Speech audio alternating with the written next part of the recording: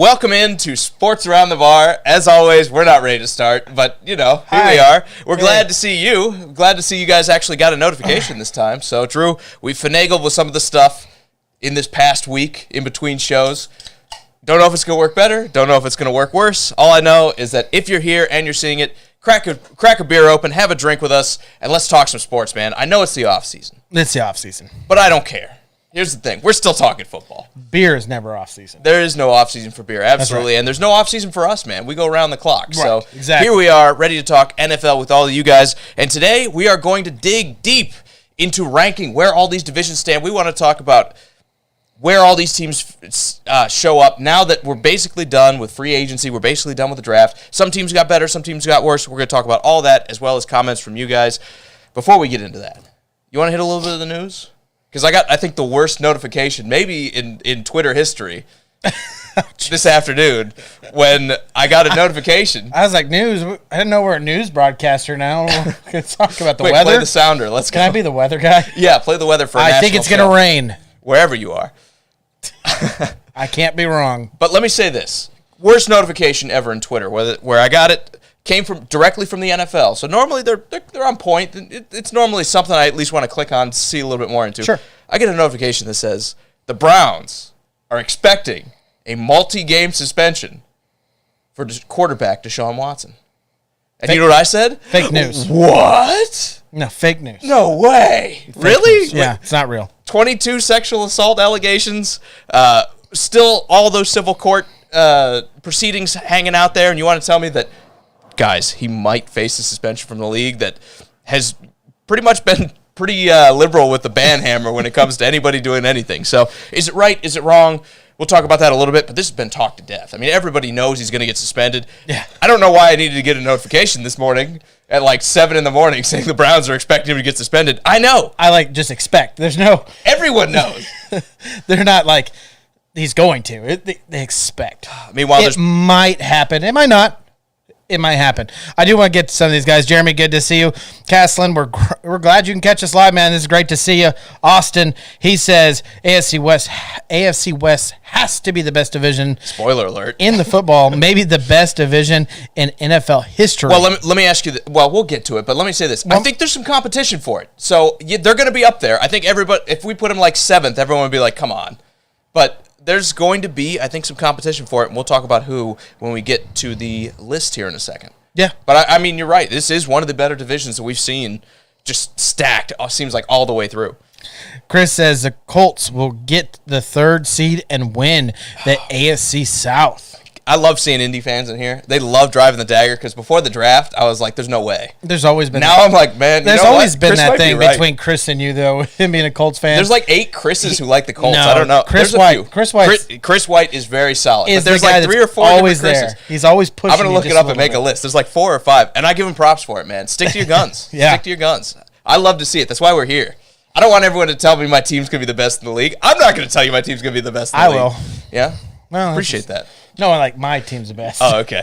Well, Titans. Let me say this about Chris White. It's a lot closer now than I felt a few weeks ago before the draft. Because before the draft, I was like, all these indie folks are like, they're smoking crack. They're smoking crack. They're out here telling me that, well, yeah, we got a little bit better at quarterback, but it's going to make up for all these other holes we have in the roster. And I was like, the Titans look like a juggernaut right now. They just won the AFC. Surely everything will be fine. And then A.J. Brown gets traded in the middle of the draft. I was like, oh, here we go.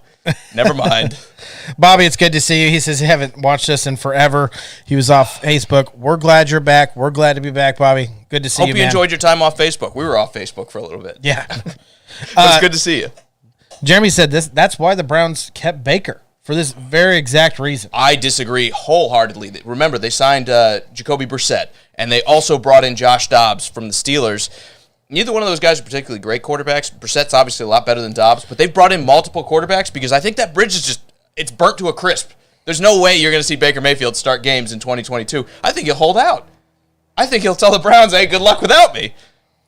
I don't know, man. I kind of feel like Baker's going to play. I really do. I think those guys... Good to see you too, Neil. I think those guys are literally there to cover up a backup spot, maybe even camp spots. I don't think they're bringing him in to cover week 1 through 8 until Deshaun Watson plays. If they were going to trade him, Not that they couldn't trade him now. Right. I think it would have already happened. I think they want to trade him. The problem is everybody knows he's not going to be there. With the disgruntled stuff, he goes to the media and says, man, I can't believe they treated me this way. Right. They know he's going to get cut. So why would I pick up that $18 million contract? I don't think he's going to get cut. You don't think so? No, I think keep him. I think when training camp rolls around, they're going to have to release him just because of the attitude problem. They already brought in 3 quarterbacks. Who walks into the league with 4 quarterbacks on the roster? Unless you think Josh Dobbs stands any chance of beating out Jacoby Brissett, which, I mean, as a University of Tennessee fan, let me tell you, that will never happen. I mean, Josh Dobbs is about as bad as it gets. It does happen. There is NFL teams that go into the season with 4 quarterbacks on the roster. One's usually sitting in the practice squad. Sure. But, right, it rarely happens now. Usually, and you Nathan only see Peterman like is 2. on a roster. Let's not forget. Why always got to knock him? Why always got to knock him? Have you ever watched him play? That's why I have to knock him. Also, Jeremy says, crack? Really? Well, it seems like I'm the one that was holding the pipe when it comes to this division. But we'll talk about them when we talk about the AFC South for sure. Yeah. Sorry, I'm getting distracted. That's right. It would be crazy if I told you I think Jacksonville's going to win the division. Anyway, Neil has a couple questions for you. I'm going to read them. You're going to respond. Here we go. He says 2 questions. Well, actually, one for each of us. Drew, how does it feel knowing the Chiefs' days are numbered? I'll let you answer that first. I don't know why you think that. They still have the best coach in the league and the best quarterback in the league. I don't understand why you would say that. And Neil wants to ask me how it feels to that the Titans are trying their hardest to be bad. Yeah, I feel like it's a hard rebuild. I'm not going to lie. I feel like the reason they take Malik Willis there is because they're kind of fed up with Tannehill, even though he's been like a borderline top 10 quarterback for the past few years he's been here. And they're like, yeah, well, things are too good for too long. Get out of town, Ryan. Let's go with a rookie that we're going to take in like a compensatory 3rd-round pick. Neil, I got a question for you. How does it feel to not actually like an NFL team and just like one NFL player? I was going to say, Neil is a Patriots Hold on. fan. He really only likes one NFL player that no longer works for a team he rooted for the last 2 decades. How does that feel, Neil? Let me know. He also says all the love, too, so it's always good to hear from you. And Chris says Alec Pierce for the Colts is going to be a stud. Yeah, I mean, I don't know what it is about Chris. I hope the Colts fire Chris Ballard because this guy, like, reads my mind every year when it comes to, like, the draft. I always go in, like, he's always, like, in the top 5 of guys that I like that he always seems to wind up taking. I think the Colts killed their draft this year. For having no first-round pick, I was like, this is insane. Alec Pierce, they got Bernard Raymond, who in my opinion was kind of like that fringe first rounder. I'm drawing a blank, but they had one other pick that I was like, man, their first 3 were insane. So if you know who that is, throw it to me in the comments because you know how my brain gets a little foggy. I can't remember names. I can't remember dates. Did I eat today? This is your 75-year-old NFL podcast. We don't remember anything. Richard, good to see you. He says an AFC North is always the toughest and best division in the NFL except for Cleveland. I don't know, man. Always and forever, he says. We'll see about that. We'll talk about that in a minute. Cass also wants to say he's got to ask, how are we feeling about the Bucs? They might be the best team in football. 2nd or 3rd. You gotta say, like, really realistically, the only negative you could say for the Bucs is Tom Brady's 45 years old, and maybe now Father Time has finally caught up with him and he falls off a little bit. Outside of that, I mean, you gotta like just about every roster spot that they have. Maybe second defensive end, they get a little stronger at that spot, but they got a bunch of young guys that all it takes is one of them to hit, and all of a sudden, you're pretty good at the spot. So, stacked roster, weak division, things are looking pretty good. I think they actually have one of like the youngest rosters per average in the NFL. I think top 10. Yeah, I don't know about that, but it would make sense. Their secondary is all really young. Yeah. So very, very exciting to be a Bucs fan right now. Neil says, Drew, my player has won 7 championships. So, all right, Drew. All right, Drew. All right, Neil, you won that argument. You won that one. Jeremy also says Jelani Woods was the tight end for the Colts. Thank you so much, Jeremy. Yes, love that pick. Anytime you're getting like a 6'8" tight end, I know he was a quarterback like a couple years ago, throw that out. He's learning the game. You're going to teach it to him there in Indianapolis. And, man, I just love getting guys that are special in certain areas. When you have that height and his speed, that's a special player. Yeah. He was, I think, 3rd or 4th on my tight end board, and they got him in the 3rd round. So props. I hate them, but you got to give them credit, man. I hate the Colts, but you got to give them credit. They're always on top of it with their draft picks. Is there going to be gadget plays?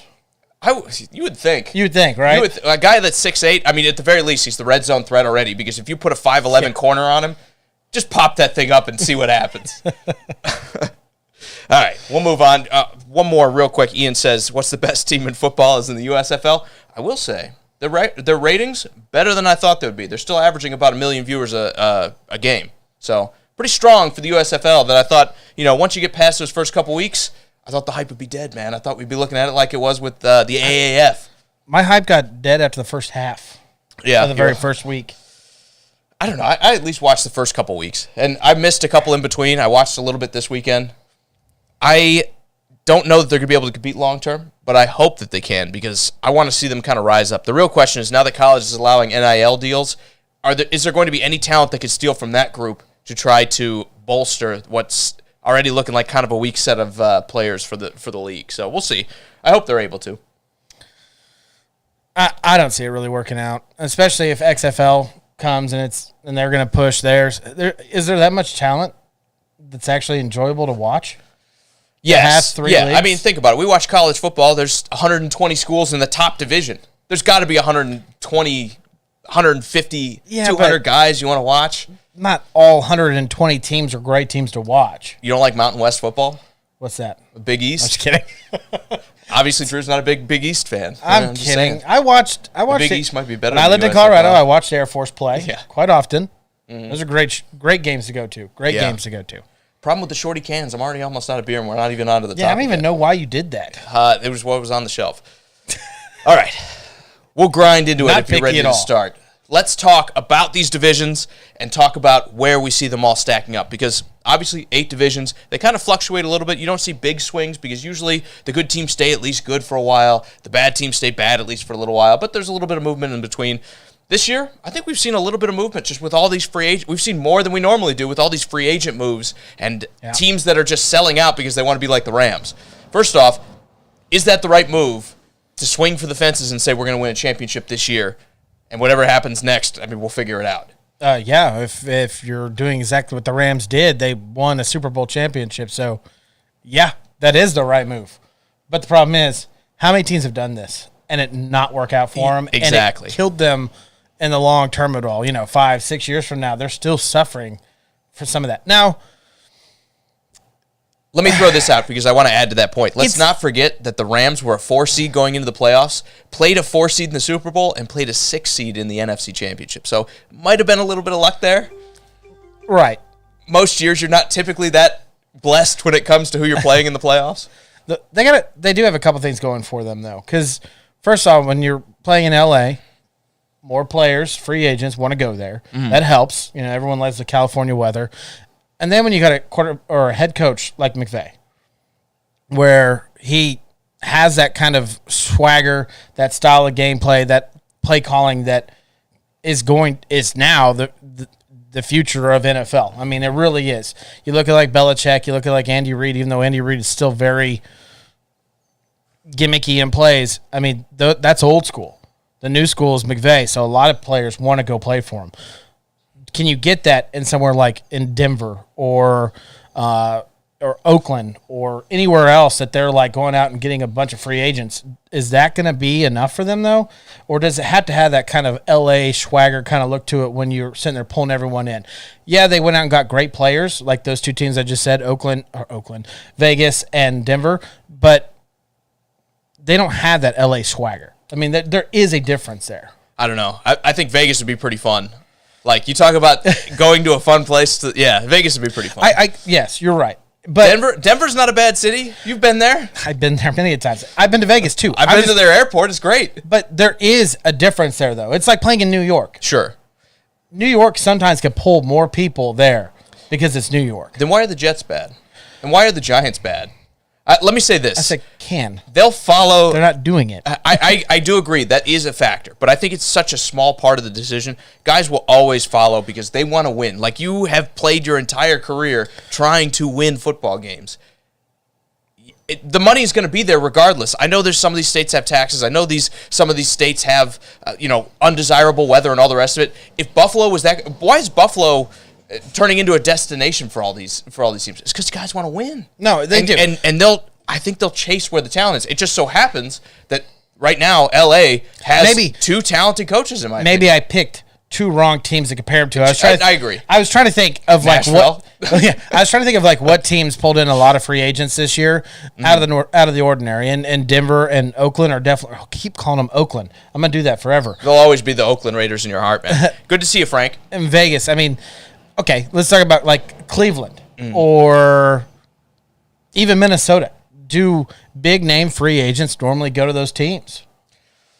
No. The answer's no. Look at the Browns. The Browns are starting to become that destination because of everything else. And if Deshaun Watson kind of returns to form and becomes a top 10, top 5 quarterback. Deshaun Watson didn't have an option. He was traded. Sure. But follow me on this. Okay. Even before that, they were signing a bunch of guys. They signed Jadeveon Clowney last year. They brought in the safety from the Rams before that, Johnson. Clowney would have took anybody's money. He just wanted to get paid. There is some truth to that. But again, there's all these factors. And for every guy, it's different. But as long as you have a talented team, guys will go there. I don't think the city matters. I think it matters, but like it's maybe what kind of sways the decision if between LA and Cleveland. Yeah, if they're both comparable, and I think I'm going to get as much playing time and as much money in both spots. Would I go to LA before I go to Cleveland? Yeah, probably. But, I mean, if you're going to be a millionaire in LA and famous, yeah, I would.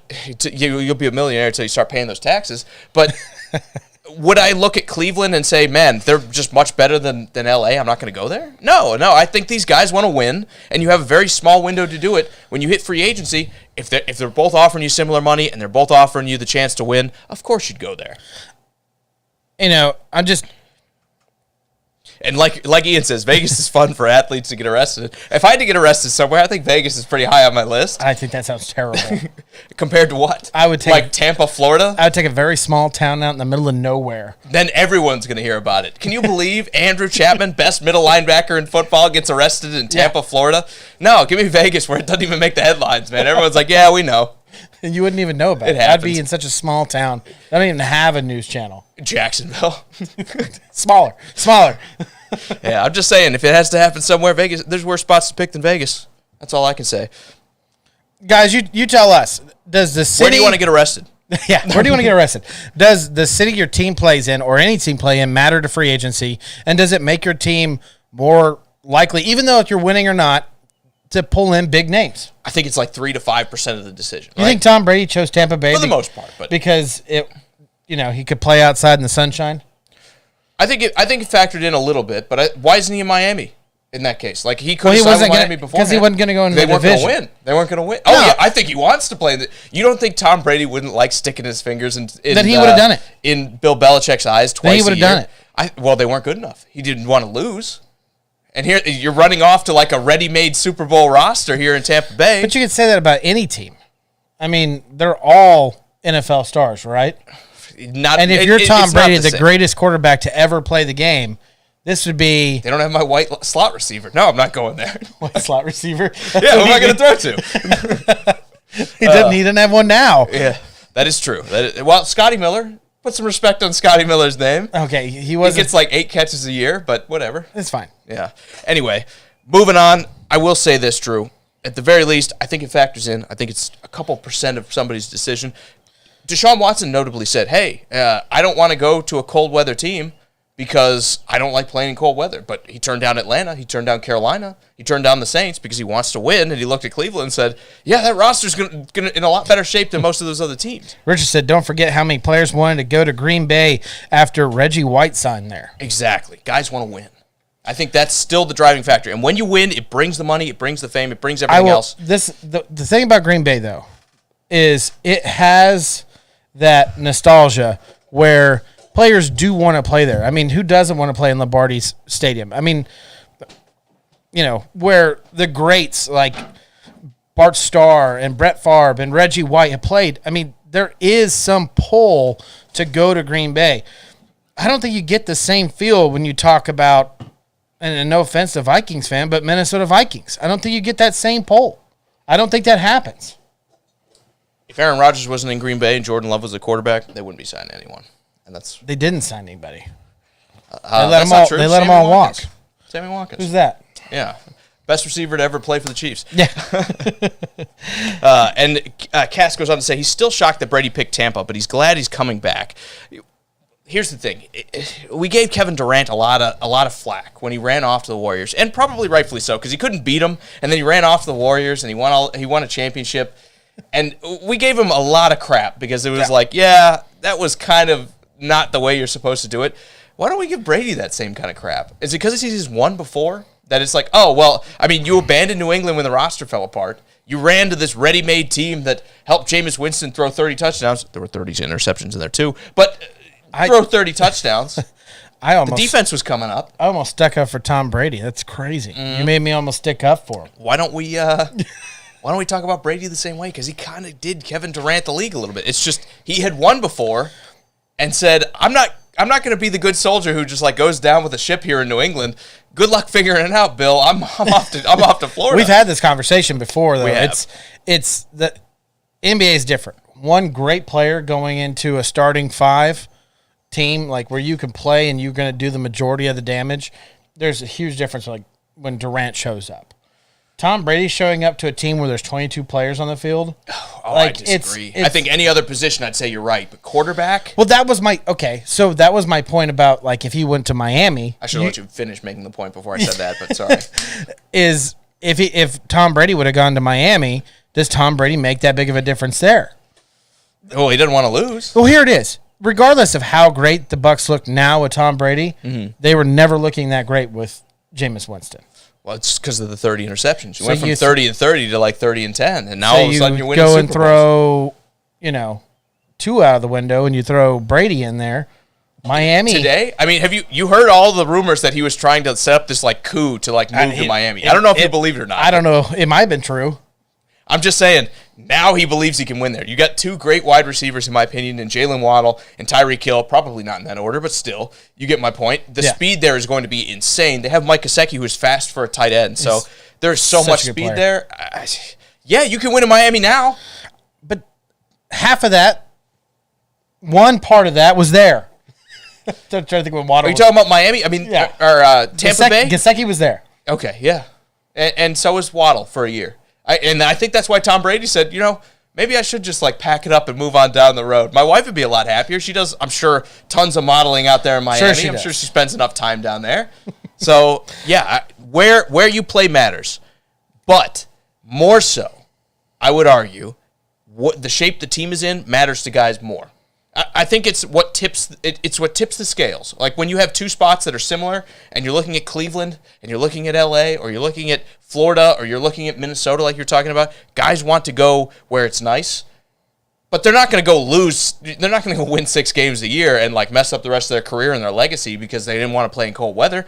That's why Green Bay is always good. That's why defensive players want to play in Chicago. It's because they will go where the talent is. When was the last time Chicago signed a great defensive? Khalil Mack. He was traded there. Larry Ogunjobi, but then he failed a physical this offseason. Frank says Tom Brady already had championships, and I think what he's saying is that's why you don't get compared to like That's Kevin why we're Durant. not crushing him like Kevin Durant, because if he hadn't won a championship, well, I guess it would have to be like him running it off to the Jets because, remember, Durant lost to the Warriors, everything else. That's a great one. That's great. That would have been one. Brett Favre went to the Jets and turned that roster around and made the Jets. But they had the talent. They had Eric Decker. They had Brandon Marshall. They had the talent. Or, actually, that might have been after Favre. That was Fitzpatrick. Regardless. Scrub that. Regardless, the Jets weren't very good, and then Brett Favre got there and made the Jets better. Only because the Vikings said, yeah. No, it was before the Vikings, right? He went Jets and then Vikings. Okay, you're right. You're right. I guess we Jerry, good to see you, man. He said, go Lions. Well. Talk us into it, man. Are the Lions going to win their division? Every year, we're like, man, maybe the Lions aren't that bad. Yeah, talk us into it, man. Talk us into it. All right, Drew. Eventually, we're going to have to start this, so I'm going to start us out. We're going to talk about where all of these divisions rank, and let's talk. Do you want to start top to bottom, or do you want to start bottom to top? Because there's not a lot of mystery who we're going to have up at the top, in my opinion. Yeah, right. The best team plays in that division. Yeah, the Chargers are in the AFC West. So we'll start at the top and start by saying that the AFC West, lo and behold, best division in football. You go down the list. You talk about the Chiefs, perennial winners, even though I think they're more susceptible now than they have been for years when it comes to the moves that they've made and everything else. You still have the Chiefs there. They're still going to win some games. They've got Mahomes. They've got Kelsey. They've brought in a bunch of young receivers that are hopefully going to kind of make up in the aggregate what Tyreek Hill has done. Right. Still talent there. Absolutely. You got the Chargers that, like, last year was a lot of teams like sleeper Super Bowl pick. Didn't really work out that way. They wound up missing on a Game 17 loss, making the playoffs. But now they've added Khalil Mack. They've added J.C. Jackson. Like, they're tooling up. Yeah. Drew. They're adding all this talent. You have the Broncos. Everyone loves the Broncos and that roster. They just didn't like Drew Lock. Well, they fixed it, right? They fixed it. It might cost them 3 years worth of first-round picks, but they fixed it. If I was them, I would have done the exact same thing. And then on top of it, you have Oakland signing every marquee player they can. Rest of the roster be damned. Does that count as a swear? Yeah, A little bit? It All does. right, sorry. you meant. Did you say Rest of the roster be darned. damn the river? Yeah, exactly. Because we want power. Let me say this. That division is stacked. And I, for one, know that we're going to have 6 games for each of these teams that are going to be fun to watch regardless. Because I think all these teams, unless you have like an injury at quarterback, they're going to be in the mix. They're going to be in the mix when it comes to the end of the season. And if the AFC was, if this was in the NFC, like if you swap them with like the NFC West, I would say you could have 3 teams making the playoffs, or 4 teams making the playoffs out of this division. Yeah. Because Well, it's insane how much talent's here. when you're talking about the worst quarterback in the division being a what Maybe Derek Carr. 6, 7, 8 year starter and made the Pro Bowl and been in the playoffs, being the worst quarterback in the division. I mean, I know Justin Herbert still has a lot to prove, but I think he's proved a lot in the first 2 years. I mean, the guy can ball. Yeah. I mean, it just doesn't seem fair. And then they add Russell Wilson, which again, the kind of the reverse Kevin Durant. Kevin Durant's like, man, I can't win at OKC. Let me go join the super team. Russell Wilson said, let me get in the mix. There's all these great quarterbacks in the AFC West. I don't care. I want out of Seattle, and I want to prove that I am the best of the best. I mean, Talk about another great roster. it is a great roster. And but it's been drafted. yes. They have done a great job over just organically building this roster over the past few This years. hurts me to say it, but John Elway's done a great job drafting. What have they never been able to hit on? Quarterback. The quarterback. So what do? They say, you know what? We'll bring in the savvy veteran. Pull out the wallet. Let's just go ship every first-round pick we're going to have for the next 3 years out of here, and let's go fix the position. I love the move. I got to say, I absolutely love the move. Perry, good to see you. He says the Broncos and Russell Wilson won't change much in outcomes. I couldn't disagree more because as much as everyone loves Teddy Bridgewater, go ahead. No, it just depends on the outcome. Are we talking about like wins and losses for the Broncos? I think it changes it. Are you talking about who wins that division? No, I don't think there's much change because of that division's that good. It's not even about Kansas City being the number 1. Let's not forget what hat he's also wearing. Right, though, when he but says that. it's not even about them being Okay. winning the division. I think that just him coming to the Broncos does not change the division. I think it just makes it tougher. Because I think it's just as easy as the Chargers being the number 1, or I think it's just as easy as the Raiders being the number 1 division out of the AFC West. Anyone but the Raiders, I was all in. I mean, I think the Chiefs could do it again. Dude, that pass rush is going to Yes. be legit. But you in know what? Vegas. Every team in the AFC West, is going to do to the Raiders. They're going to look at those D tackles and say, "We're going right up the middle. A gap runs, halfback dive, Do it. spam it." I mean, they're going to. I mean, mean- look at the Chiefs with Humphreys. They got Trey Smith. They got Joe Tooney in the middle. The I almost said San Diego. The L.A. Chargers just spent all this money to get their offensive line good. The Broncos have like an average offensive line that's admittedly a little bit better on the outside than is on the inside, but not bad on the inside either. You can get the best pass rushers in the world. If I'm getting 6 yards on the ground, Drew, I don't care. I'm never going to throw the ball. I'm going to run the ball 5 yards at a time, and you're never going to be on the field. Every one of those teams is set up to, and this is why I have the Raiders as the last team, because I love the star talent. I love them bringing in Devontae Adams. I love them bringing in the Cardinals defensive end. Chandler Jones. Yeah, Chandler Jones. Thank you. Love what they've done bringing in the star talent. The rest of the roster doesn't match the rest of the division is the problem. And I said that last year. Kind of had to eat some of my words when it came to the Raiders going to the playoffs and the Chargers sitting out. It's so crazy. I sit there and defend the teams I don't like. I know. It's crazy. I just defended the Colts for like 20 minutes. You can. You got Hunter Renfrow, you got Waller, and you still have Jacobs on that offense. Yes. Derek Carr has played at a high level before. I think he's very possible playing just as high this year as any other year in the past. Mm-hmm. I'll agree that the defense doesn't look that great, but it does. Everything that helps is if you can get up to that quarterback. As much as you say just run up the middle as much as you want, 2-3 years ago, Kansas City's defense was so weak that everyone just ran the ball on us. Well, guess what we did? We went to the Super Bowl that year, even though everyone ran the ball for us. And honest, I'm not saying do the Raiders have Patrick Mahomes? well, I'm not saying that. But what I am saying is you, at some point in time, you got to throw that ball. So if you can, if you as a Raiders fan can get the team, not as a fan, as the team can, as Raiders can get another team behind, and they got to sit there and pass the ball. That's when you throw in Jones and Max Crosby, and you're creating so much discord. It's not going to matter they can run the ball because they can't throw it. And this is why it's the best division in football. Right. Because, yeah, I agree with you. And what is this offense set up to do? Score some points. I mean, Darren Waller himself, again, you talk about 6'8" tight ends. Darren Waller's huge. Stud. And then you add Devontae Adams, who's like probably the most unguardable wide receiver in football. You still have Hunter Renfrow, who's like a devastating kind of addition from the slot. They are set up to score points in Oakland.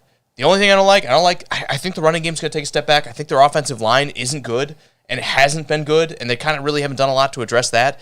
But they're going to be able to throw the ball. They're going to be able to rush the passer. We'll see if it's enough. It's just when I compare them to every other team in the division, it's like they can do that too. They can. And they also are able to run the ball, play that gritty football that they've all been trying to, become a part of, especially the Chiefs. Like, you look at the transformation they've gone through over the past couple of years.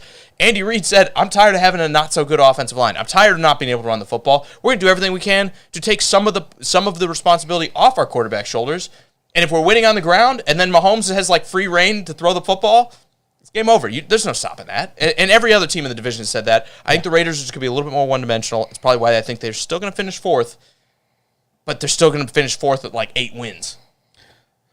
I agree with you that this is the best division in football. I disagree with you that it's just set in stone that the Raiders are going to be last. I think that this division is so good that it would not surprise me if any team ends up being first. And I'm going to keep going with what Perry said. I think it changes the Broncos' outcome of their win and loss. I don't think it changes the outcome of the division, if that makes sense. It just okay, but that division. But if it raises tough. you from 7 or 8 wins to 11, you're going to the playoffs, right? Unless the AFC is just that stat. That changes. Yeah. That changes. Yes. Yeah. But who wins the division does not get changed. I could see it. All right, we'll move on real quick. To Richard's comment? Yeah. Let me read this real quick. He says the first game of the year is going to be December 20. I think he meant to say the best game of the year. It's going to be December 24th with the Raiders and Steelers 50th anniversary of the Immaculate Reception. Yeah, I mean, there are a lot of good games here. I mean, I don't know. When you talk about the schedule, I don't like the way they went about it with the release. I think that was, it's too overdone. Just tell me who's playing who. But there are a ton of games, especially early, that are going to be really powerful. I love how they try to make it like it's the draft. Yeah. It's like, oh, we're about to release it in 1 hour. Also, we leaked all your primetime games already. They're already leaked. Yeah. Whoops. Yeah. Not a huge fan of that. Let's go back. Let's go to number 2. Why don't you answer, Thomas? Good to see you. Answer this. He says, so do you guys think Derrick Henry makes a comeback? Yes. What? You're asking the wrong guy here, of course. Why is that, man? Because he's the best running back in football. And I know Jonathan Taylor has kind of been the de facto since he's been hurt. Everyone's like, yeah, he's not bad. He's not bad. He's not bad. He's great. You know who else is great? That offensive line that's not there anymore. But we'll talk about that when we talk about the AFC South. Yeah, Derrick Henry, unless he gets hurt again, which always a fear with running backs, right? You never know. And this is why a lot of teams say we're not paying him. But if Derrick Henry comes back with some health, yeah, he's going to be great. I think he comes back. I think he's going to come back, and he's going to come back with a different I think what they should do, I don't know what they're going to do, is they're going to come back with a different scheme. He's not going to touch the ball 30, 35 times. It's going to be 400 touches a year, Drew. Dude, come heck or high water. You're going to end up exactly where you were last year. Well, yeah, but we will. You're going to change it. Yeah. You're going to change. You're going to do 20 to 25 and maybe 5 receptions. I hope you're right. I really hope you're right because I'd like to see Derrick Henry be the best for the next 4 years. And you live and die on anybody else. Mm-hmm. They just traded A.J. Brown. Doesn't matter. It does to us. That tells you whose team this is. You got A.J. Brown's team. You got Robert Woods. You just drafted for the young receiver as well. Treylon Burks. Yes. Yeah. Derrick Henry, you rely on that. 50 touches now because there's no A.J. Brown here. Let me say this, though. Broken bones tend to not be as big a problem as ligament damage, so I'm not worried about it. No, he will not have a comeback. If they do not change that, he will not have a comeback. He'll be great for 8 weeks. That's what you need, right? Just like he was last year. No, I think he's coming back. If you're asking me for fantasy, yeah, I think 100% he needs to be on the list because the Titans will not shy away from the volume. They did draft Hassan Haskins, but, I mean, if you needed any proof, look at the playoff game they played against the Bengals. Even though Derrick Henry was coming off an injury, he struggled through most of the first half, wasn't really getting a ton of inroads. They put the running back who shipped off to Carolina, they put... he was a third-round pick. See, why can't I remember this stuff, but I can't remember his name. The Titans? Yes. Who was our running back last year? The guy that actually looked really good. Yeah. What is his name? You're killing me, Drew. Anyways, you're supposed to be here for this. Well, anyway, they brought him in. He got 5 carries, broke a long one, and immediately they're like, yeah, but this is Derrick Henry's team. Go sit on the bench. Yeah, I don't remember who it was. Foreman. Dante Foreman. Thank you. Who's going to give them to me sooner or later? Exactly. Yeah, I would have got it like at 3 a.m. this morning. I would have been like, oh, I meant to say Dante Foreman. Yeah, so if there's any doubt, look at the way they treated Derrick Henry coming back off that injury. Even in the third quarter, when Foreman came in and had success, they said, yeah, that's nice. Go tell it to everybody on the bench. Put Henry back in the game. So, yeah, Henry is still going to be the feature point of this offense. He's going to come back. Again, broken bones, not as big of a deal as torn ligaments. But, yeah, he's only getting older. Yeah, and I agree with you, Drew. I just don't think it's going to happen. I'm a little bit of a realist here. Needs to. It should. And maybe that's what Haskins is here for, but I don't think it's going to happen. Needs to happen. Richard said that Tennessee got rid of their number one receiver, so their quarterback won't be throwing interceptions during the playoffs. Well, I think as much of that was on scheme as anything else. I mean, if you ask the Bengals, I think it was Jesse Bates, or no, it was Hughes who picked off that goal line touchdown. He said, oh, yeah, we knew they were going to run that play as soon as they lined up. The scheme for the Titans, brain dead. And guess what? Guess who called that? Whenever you had Todd Downing come in, who had 1 year as an offensive coordinator in Oakland when Derek Carr had a statistically worse year, and then immediately they're like, yeah, you suck, time to move on. And then the Titans promote him to offensive coordinator. Yeah, it was never going to be good. They did hire Tommy Kelly, who was the offensive coordinator for the Texans last year, to be I call him the shadow coordinator because they did the same thing with Jim Schwartz last year, where the defense was really bad under Shane Bowen. They bring in Jim Schwartz, and the defense mysteriously looks a lot like Jim Schwartz's defense, even though he doesn't have the title. Crazy. I think he had a lot of input. I think Tommy Kelly is going to have the same kind of input on the offense. He's the passing game coordinator. You know what most teams call that? The offensive coordinator. Not many teams are saying you can call the run game, but we're going to get somebody else to call the pass game. So, yeah, I think the scheme gets better in Tennessee. That should help out a lot, and I think the Titans are just cheap, and that's why they didn't want to pay AJ. I'm going to get you on a tangent, and I don't mean to. We're not already on one. Right. So. I'm going to say this real quick. Thomas says he hates that you guys lost A.J. Brown as well. But I do have a question. So when you see your team not sit there and give coordinators like the title, or when they do, they bring in specialists like this, does that bother you? And does not just bother you, does it kind of show, and I say this, try to be respectful to Mike Vrabel, does it kind of make you think that he might not have like everything in place when he starts his season? Welcome to Tennessee. Like, it's the buddy system around here, Drew. You know what I'm saying? Yes. Like, and you're right, but that's not just Mike Vrabel. This is how the Titans and many small organizations, you go with the guy that you like, and the guy that you like might not always be the best guy. And that's why they didn't just fire Todd Downing. It's why they didn't fire Shane Bowen. Right. Now, Eric Bieniemy, and I'm spinning it back to the Chiefs, Eric Bieniemy has possibly left the Chiefs about 3 years now in a row and hasn't left. And now they brought the former Bears Nagy back into quarterback coaching position. And that's only because sooner or later, Bieniemy is going to be gone. So the reason I'm saying that is, and I know Andy Reid is a veteran in the head coaching world, but he's like, I'm not worried about it.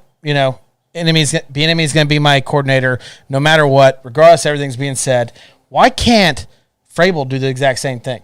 Why can't he do it? I think we're going a little apples to oranges. The difference between Vrabel and the Chiefs head coach, Andy Reid. Andy Reid, thank you.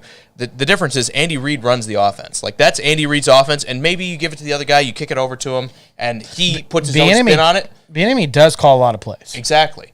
Mike Vrabel didn't call a lot of plays. And even when he was in Houston, he was somewhere around average with a very good roster. Is that not scary, though? But there are teams that, again, you don't always need to be a mastermind. You can be the motivator, and as long as you hire good people, you can have success. The problem being, it's hard to keep those guys once you have that success. Usually you get guys like Arthur Smith that run off and get head coaching jobs, or Matt LaFleur before that, even though, let's be honest, LaFleur was kind of already like grandfathered in, and he was going to get a head coaching job sooner or later just with his pedigree, but Arthur Smith wasn't. Arthur Smith had been with the Titans for 20 years, had never sniffed a position, or even a coordinator job. Right. Gets the offensive coordinator job, and if you remember, I was on this show complaining about it, saying it was nepotism, and then he has a good couple seasons, and he snapped up. The difference between Andy Reid is he's like, I can teach a guy. I know what works. I'm smart enough. I'm going to have the offense no matter what happens. The difference between him and Vrabel's a motivator. He doesn't have the scheme that's better than everybody else. He needs to hire the guy with the scheme, and usually when you hire that guy, he's here for a cup of coffee, and then he goes and packs up. So, yeah, I think Reid is a lot less concerned about losing an offensive coordinator or losing a coordinator than Vrabel is, because when you drill down to it, Mike Vrabel isn't one of the best defensive minds in football. I like Mike Vrabel. I think he's a very good coach. In my opinion, of him, it keeps going up. But Mike Vrabel is known for motivating his players, not for being smarter than the guy across from him on the sideline, unfortunately. I hear you. For me, it would bother me. It'd bother me that he can't make his mind up and just make a coordinator and a defensive coordinator, an offensive coordinator. Don't rely on the guy that can't call the plays as a head coach to run everything without a coordinator behind him. I mean, you got to remember, first 2 years, he wouldn't make a defensive coordinator. Mm-hmm. It's terrible. It's to me, it'd bother me. It'd bother me if I was a Titans fan. I do like the Tommy Kelly hiring. I do love the Jim Schwartz. I mean, let's not forget the guy won a Super Bowl with Philadelphia. The guy fixed Detroit and got him back to 500. He's, in my opinion, he was with the Titans before, one of the best coaches and most underrated defensive minds when it comes to it. It's just not pretty football when you play that, like, sit deep, cover two style, let him catch the ball and we'll tackle him 4 or 5 yards down the field. Not sexy football. Everybody wants, like, the Steelers aggressive 3-4, the Ravens aggressive 3-4, but it works. It works. You just wait for the offense to make some mistakes, and you capitalize on that. So, love that hiring. Love the Tommy Kelly hiring. He absolutely outperformed. Don't love the guys we have in front of him as the actual coordinators, but hopefully bad teams kind of fall for the bait and give them head coaching jobs instead of the guys who are actually probably influencing more than the actual coordinators are in Tennessee. Let's hit a couple more of them. Yeah. Hey, Ray, good to see you, man. He says, you guys want to know a cool fact? He played against Ryan Tannehill in high school. And Caslin says, speaking of the Titans, what's your guys' opinion on... Very cool about the Tannehill thing. I wasn't ignoring it. It was just both these kind of go in. Your guys' opinion on Tannehill not wanting to teach the new kid. Ray, that's awesome. Cheers to that. I think it's been overblown because it was kind of a bait question here in Nashville. I remember when I heard it, I think it was Karski who asked him. A notable needle, like... media guy that's like, what can I get for a headline? Yeah. Let me say this, though. When it comes to Ryan Tannehill saying he doesn't want to teach the new guy, I don't blame him. I mean, did anyone have a problem with Brady saying trade Jimmy Garoppolo or I'm leaving? There's a difference, but Is there? I mean, look at what Tannehill has done for the Titans organization. I mean, just throwing the football. We haven't been able to throw the football since Steve McNair left. No. Kerry Collins could throw the ball. You are right. Okay. But Kerry Collins was like 35 when we brought him in. So I'm just saying he could throw the ball. It was a little different. And he had nobody to throw to. So, and it was Jeff Fisher back then.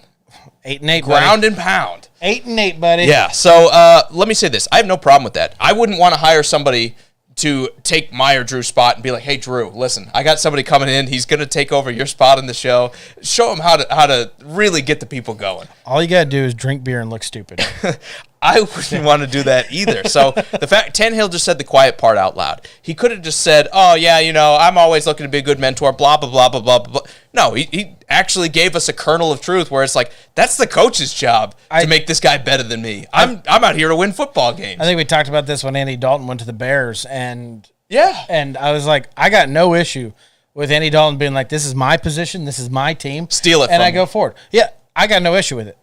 When he says he's not going to teach him, in my opinion, I think it's him going, I'm not going to sit there and do one-on-one showing him how I read tape and how I, prep myself for the week. Now, if he's like, I'm going to come behind him and I'm going to watch Ryan Tannehill do that, I don't think Ryan Tannehill's going to stop him. Right. I don't think Ryan Tannehill's going to be like, hey, dude, this is my time. This is my iPad. Yeah, get out of here. Yeah. So I don't see anything wrong with it because Tannehill, I think we can all admit the guy's not a bad guy. He's not out there going, it's all about me and nobody else. It's just, I don't blame him. I don't blame him for saying that. I'd say the exact same thing. Try to put it in perspective with what you do for a living. If your boss hired somebody and said, hey, he's going to take your job, can you show him what to do? How would you feel about it? You'd be like, no. I think I'd rather just not do that. So, no fault in it at all. Again, he just said the quiet part out loud. I think he could have been a little bit more better with the media and said, I always look to be a mentor. This is still my job, blah, blah, blah, whatever. But I'm glad he gave us a soundbite because it gave everybody something to talk about for a week and a half. Yeah, it did. Richard goes on to say he thinks both Brady and Tannehill are too egotistical. I think any quarterback needs to have a little bit of that to him. Nobody wants Jay Cutler over there who's like, we lost another game. Joe Flacco had a problem with that. I guess Tannehill has a little bit of a problem too because he'll go out there and throw an interception. They'll show him on the sideline, and this always this burns me up, Drew, because they'll show him on the sideline. He'll just be over there holding the pads, smiling after he threw an interception. He's like, you're supposed to be mad, but that's just the way he handles it. I think he's just like too cool for school kind of guy, and that's fine. Like that's a kind of attitude you can have, I guess. But yeah, you kind of want that egomaniac being your quarterback. That's like, I'm going to be better than everyone, no matter what. It goes a little far with like Rodgers, but you know, you kind of want a little bit of that attitude. You do. Ken, good to see you. My dad. He says he thinks the Chiefs will be a surprise this year. Andy Reid and the team always find out the best picks in the draft, even when they're far down. He says he's ready to look to the future with all these picks, and he's you know, it's so easy when now, because it wasn't easy for a long time, when your team drafts very well. Mm-hmm. And you go 3rd, 4th, 5th round, you're like, that guy's going to pan out. And you kind of get hyped about it. I think about it, 8 years ago when I was still a Chiefs fan, it's like, okay, we have to nail it on round 1, maybe round 2, because the rest of them are going to be trash. Well, the quarterback makes a lot of that a lot easier. And it does. Yeah. It makes it a lot easier.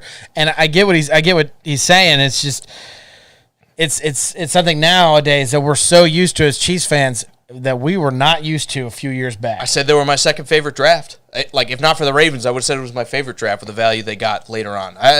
Just like the Colts, the Ravens, the Chiefs, it seems like every season they make a lot of the same moves that I would make if I was a GM. So, yeah, I give a ton of credit to them. They seem like they draft pretty well. We're still waiting on Kalen Saunders to hit, but you never know, Drew. There's still time, right? He's only a couple of years in the league. Right. Let me say this, though. The Chiefs, just like some of the other teams, the pressure's off once you have the quarterback. You just got to hit it on a couple other guys, and you're going to win some games. Yeah. When you have that top 5, top 3, top 2, top 1 quarterback, right? Yeah, absolutely. Makes things easier. Richard, going back to our other conversation, says he had a boss do that to him. So he taught the replacement how to fail and hoped they liked him after he left. You think Tannehill's doing that Vengeance. right now? You think Tannehill's setting him up for... I don't think so. I think he's not doing a whole lot of talking to him. Tannehill will play for another team after this. Yes. But maybe sooner than you think, unfortunately. I think that's kind of coming down the pipes here in Tennessee. Really? That's. I was literally about to ask you, do you really think that's true? Do you think... Well, they haven't... Next year... It's not true. Do you think that is very short in the future? Well, this year, they're pretty much tied to him contractually. There's no way they're going to get out of that, $45 million cap hit. They're not going to take that and basically just flush the season and say, we're not going to be good like Atlanta's doing because they shipped Matt Ryan out. But next year... $18 million for that dead cap hit. They can be out. They can be rid of Ryan Tannehill. I don't think you take that pick with Malik Willis if you're not at least thinking about it. I think they're kind of like. I think the blame game is kind of being played a little bit in Tennessee. They lost that playoff game to the Bengals, and they said, "Oh, Ryan Tannehill threw 3 interceptions," and you can't blame Vrabel's friend Todd Downing, who ran one of the worst called games that I've ever seen. It's got to be on someone's shoulders, and at that point, they put it on the quarterback. I don't think you spend a 3rd-round pick on a quarterback if your team could get better in other spots. If you're not at least, if it's not at least tickling the back of your mind, Drew, I don't think you do it. I really don't. So yeah, I think Tennessee's thinking about it. I think they're looking to upgrade because they see Tannehill. But you said it and I said it. You take the best player on the board regardless of position when it goes like that. Until it comes to quarterback, though, when right? you don't have the. Oh, we're never getting back to this. No, we're never going to. We're never going to get back to it. When you don't have the face of your franchise, the face of your franchise is Derrick Henry. Thomas says they benched Ryan Tannehill's rear end mid-season. If things start badly, they're going to do it. And are they right to do it? No. They're going to get worse. It will happen. They're going to get worse. Yes, but here's the thing. I think they're looking at this like we might need a rebuild. Because I think they're looking at it and saying we can't win with Ryan Tannehill, even though you just went to the AFC Championship. And I don't want to be like that, but they had a couple calls go against them early against the Chiefs that if those calls don't go against you, you're probably in better shape to win that game. Yeah, you probably would have won the game. Yeah, It would have been close. Let me say that. It would have been close. I don't know. It changes the game. It took him out of the game for sure. So it changes the game. Regardless, they say you can't win with Ryan Tannehill, but let's not forget when this team was at its best. They were right about there. Yeah, just to knock that kind of out of the water, in my opinion. Early bad calls only change the outcome of the game in the how it's played, not the winning. Late calls, bad late calls, that change the outcome of the game, win or lose. Sure. I kind of agree with that. I do. Richard goes on to say that Tannehill fits in New Orleans. I think you can take just about any quarterback and say he fits in New Orleans. Because I thought about talking about this, and we kind of cut it for time. But now that we're off the reservation, Drew, I feel like we might as well talk about it. You live on a reservation? We don't. But and anyway, moral of the story is the Saints last year were one of the worst receiving corps, but now they're getting Michael Thomas back. They just brought in Jarvis Landry. They just drafted Chris Olave. Is that one of like the most desirable landing spots for a quarterback? Yeah, because you're taking Jameis Winston's spot. Am I crazy to say that if they kind of go from last year and they try to be more of a running team, that Jameis Winston might succeed there? The defense is good. On paper, this is going to be like top 7, top 6, top 5 defense. It would shock me if they weren't top 5. Yeah, so, I mean, they have so much talent on defense. The offensive line's a little bit of a question mark. We'll see. Don't love Teron Armstead leaving. They drafted Trevor Penning, that bit of a project, but I like him. Like, he's going to run block really well from day one. He probably won't pass block really well, but Kamara's healthy. Kamara's healthy. You've now got 3 receivers to throw to, 2.5 if you consider the rookie, and we don't know what Olave's going to be. Is it proved that Thomas is going to play week 1, though? It's not proven, but all signs indicate that that's going to happen. Wow. So, I think the Saints are a great landing spot. I think Tannehill will fit really well there, but Tannehill is the guy, I think he elevates a great roster. And I think you could win a Super Bowl with Ryan Tannehill. I think he's in that like range of quarterbacks you want to have, where he's in the top 16 no matter what. Yeah, that's why your team's about to pay him $45 million. I hope you're right. I would rather pay Ryan Tannehill $45 million than hit the refresh button, but I think the opposite's going to happen. I think that he's about to get the cold shoulder and he'll go on somewhere else. And I think he might even wind up traded next year. I think it's because you Nashville fans are just not accepting of a quarterback going to struggle a little bit. Yeah, we're terrible. I'm not going to lie. The fact that there's any kind of flack given at it, like... All right, real quickly. We haven't been able to throw since Kerry Collins, like you said. And before that, Steve McNair. Quick story. So, obviously, we live in the Nashville area. I was at a garage sale, and a gentleman stopped me, and he's like, "Oh, Chiefs fan, huh?" He's like, you lost Tyreek Hill. That's not going to be good. And I was like, "Oh, we'll be fine. We still got a great, head coach, great quarterback." And he's like, "No, Mahomes played terrible last year." And I was like, yeah, terrible compared to like his first 2 years. Yeah. He still played above average for NFL quarterbacks. He's like a top 10 quarterback. And he's like, no, he played bad. And I was like, you just want me to say that he played bad? I will tell you that. Yeah, it was terrible. Well, but it's like, that's the kind of mentality you have here in Nashville. Yes, and I think there's too much of that. And let me say this. Are there any Chiefs fans calling for Mahomes' head after he had like one of the worst halves he's had against the Bengals? Were there people saying, yes, we need to move on? Yes, and they got banned from every website, every group that they were ever part of because they're morons. I don't believe it. They are more. Dude, I'm telling you. Until I see I am part of group. I could probably go back and show you. Show me the screenshots. It didn't happen. These morons didn't. They don't even. They're not even fans. They're not even NFL fans. I said this about A.J. Brown. I'm going to say this about Ryan Tannehill and Patrick Mahomes. You already won the lottery. Why would you take all the money that you got from that, trade it away, and then try to buy more lottery tickets trying to win it again? Things won't always be perfect. Welcome to the NFL. Turns out there's not a lot of difference between the worst team and the best team when it comes to talent level. Like, you're taking the top 1,500 guys in the world playing this sport. They're not that far off of each other. So, yes, sometimes things will go bad. Sometimes things won't always be perfect. You just got to read between the tea leaves a little bit. You got to say, I can see the talent here. I know things didn't work out this time. That doesn't mean they work out next time. Scatter the bones and throw them on the table and read them. That's what I do. You got to hold them over the fire first. Yeah. We're never going to get back to what we're talking about because we got a bunch more comments. That's okay. That's great. Yeah, we love the comments. Absolutely. Ian says, Frank, I want to hit this one first. Yep. He says he thinks Winston will surprise people this year. I think he's right. You could throw Richards in there too. He had a first 6 weeks last year. I know they kind of shied away and they're like, we're going to throw the ball 20 times a game and live with it. Not what you want to see when you have a good quarterback, but it worked. Yeah, well, let's throw Richards' comment in there. He says, poor Winston, if Breeze pulls a Brady and comes back. That won't okay. Twitter world. This is Drew Brees, like, gets in his feelings a little bit. He sees the moves, and he's like, it would be really cool if I got to say it. And instead of just thinking to himself, like, I would love to come back. Yeah, but he threw it out in the universe. He also added, like, 8 more things he could be doing, and I think, like, gardening was one of them. So I wouldn't read too much into it. Frank, it's not that he would surprise us, because you got to remember, this guy's a first-round pick. The guy has talent. The issue is he can't read a defense to save his life. So the question now, with Sean Payton gone, can Dennis Allen, defensive guy, important, right, put a scheme, whatever it is, in front of him to allow him to not make mistakes? And so far, what we've seen is that's not going to happen. So if he went out and threw, I can go crazy. Let's just say he went out and threw 40 touchdowns and 20 interceptions. That would surprise me, but it only surprised me that Dennis Allen and that coaching staff came up with a scheme to be able to have that happen. It would not surprise me Jameis Winston doing it. the scheme would surprise me. Absolutely. I totally agree with that. Should we talk about the rest of the divisions? Because the AFC North is number 2, right?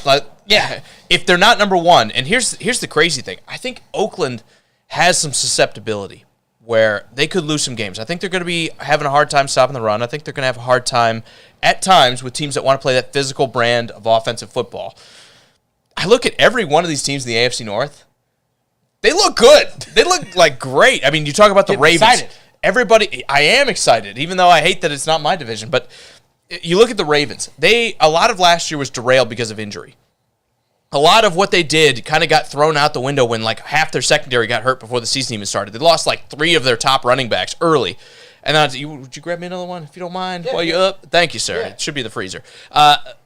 When you talk about the Ravens, they had so many injuries early, I think it derailed them. Then they lost Lamar Jackson towards the end, and that was like the only reason they didn't make it to the playoffs. So you take all of that. They're going to be a great team. I didn't see it down there.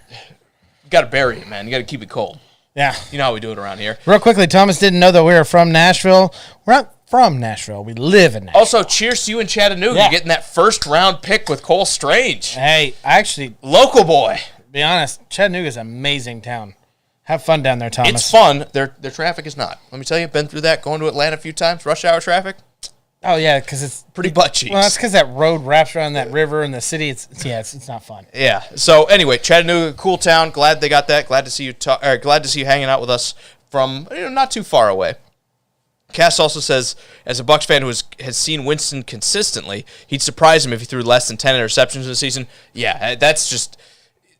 The Saints kind of went that route last year where they said, we're going to try to make as little of this on Jameis Winston's shoulders as possible.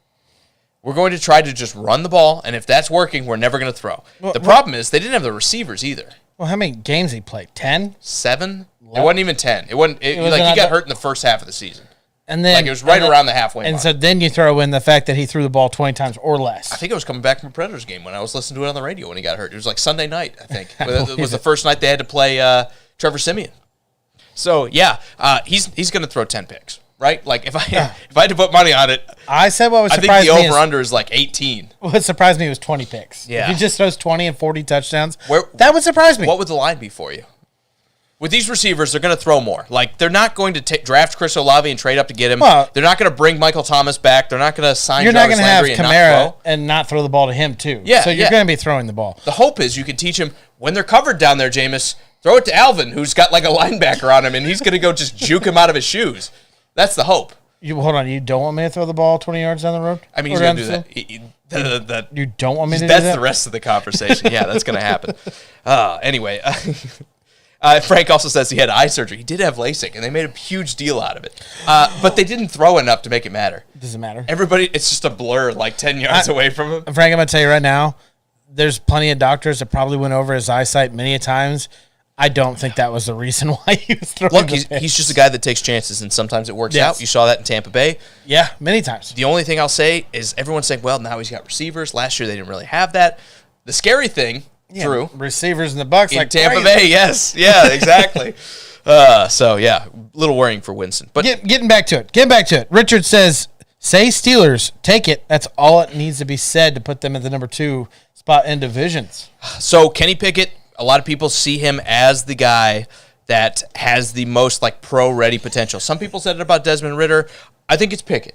I think Pickett is the guy that when you talk about the accuracy he has with guys like Claypool, guys like Deontay Johnson. Yeah. He's going to hit those guys in stride, and we're going to see some fun after the catch plays in Pittsburgh. What I don't like about Pittsburgh, the rest of the offensive line and Najee Harris. I like Najee Harris as a player. He is not the kind of runner that's conducive to having a bad offensive line. It's going to be a lot of like 2.5 yards a carry. And we saw that last year. They brought in James Daniels, and then they gave like the rest of their guys contracts. Like, they were bad, and they paid most of the guys to stick around, which is not typically what you want to see happen. So I think we had this conversation 2 episodes ago where someone tried to tell us they redid it. Yeah. We're like, who? Well, they brought in Daniels. They brought in so bringing in one guard typically doesn't fix your offensive line problems. Tell that to Jacksonville.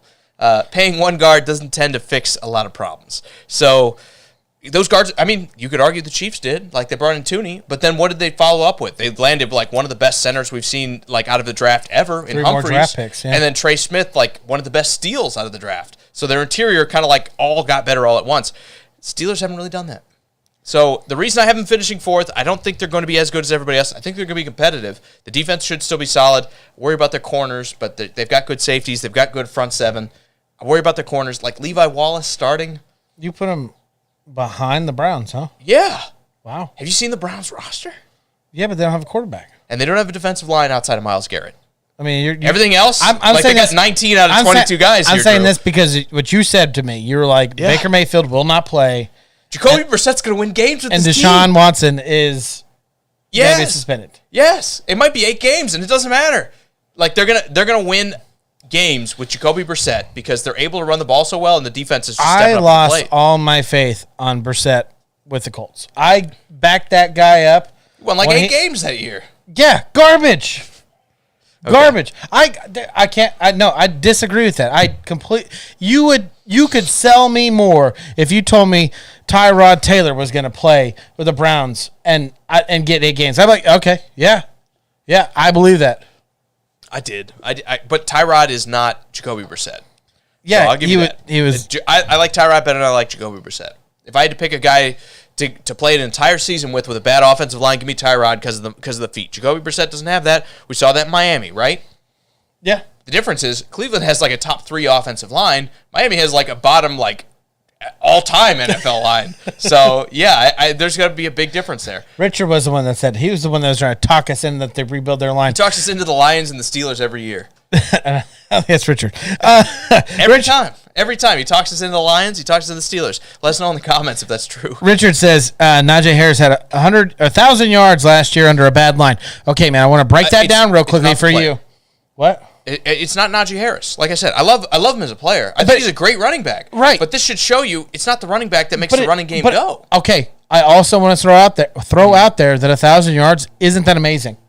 It's like 58 yards a game now. It's actually less. It's like 57? Yeah, like that. it's like 55, 56 It's not a lot. yards a game. Yeah. It's not. And I love Najee Harris. I think he is a quality starting running back. I don't think he has the home run ability that puts him in like that upper echelon. Like when you talk about the best running backs in football, it's guys like Derrick Henry. It's guys like Taylor out of Indy. It's guys like Christian McCaffrey, Nick Chubb, and Cook. It's Chubb. It's guys that when they get grass in front of them, they score the touchdown.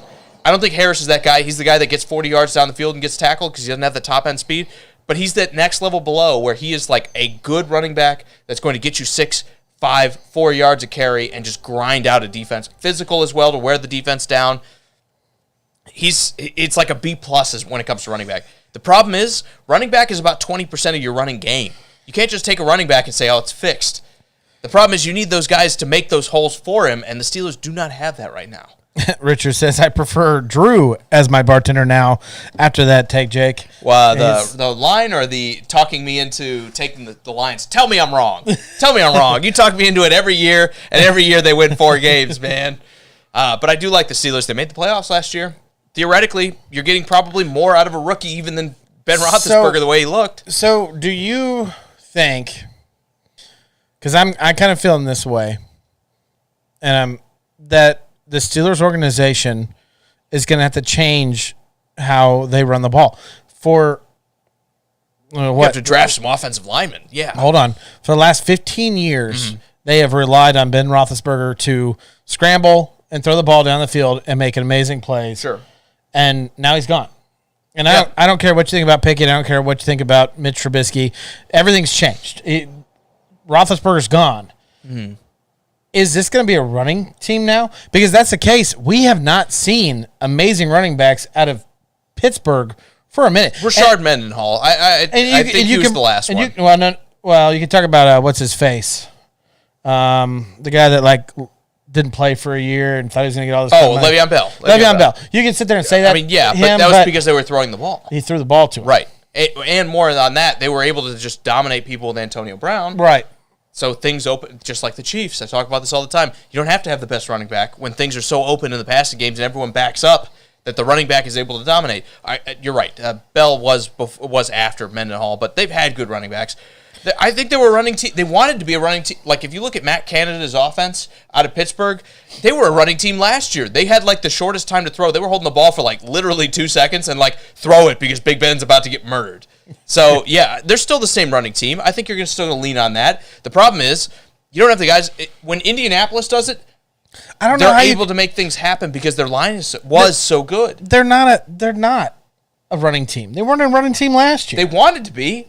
With the carries, so they wanted to be. I'm telling you, is that something So did Steelers Carolina. fans should be worried about because they Yes. cannot get their run scheme going. They haven't been able to get it going for a long time. Ever since Bell was like, I'm not going to play for you, they have not been able to run the ball. So that could literally be like, well, maybe that was Bell. Maybe that was Bell that made their team run the ball. That's the line. I mean, back then they had DeCastro. I think they still have DeCastro. No, he retired, right? Yeah, so they lost DeCastro. They had Pouncey. They had guys. They had guys in the offensive line. Yeah, I think DeCastro retired. But they had guys in the offensive line, and now they don't. There's a lot of teams out there that can run the ball really well with not that great of offensive line. Name 5.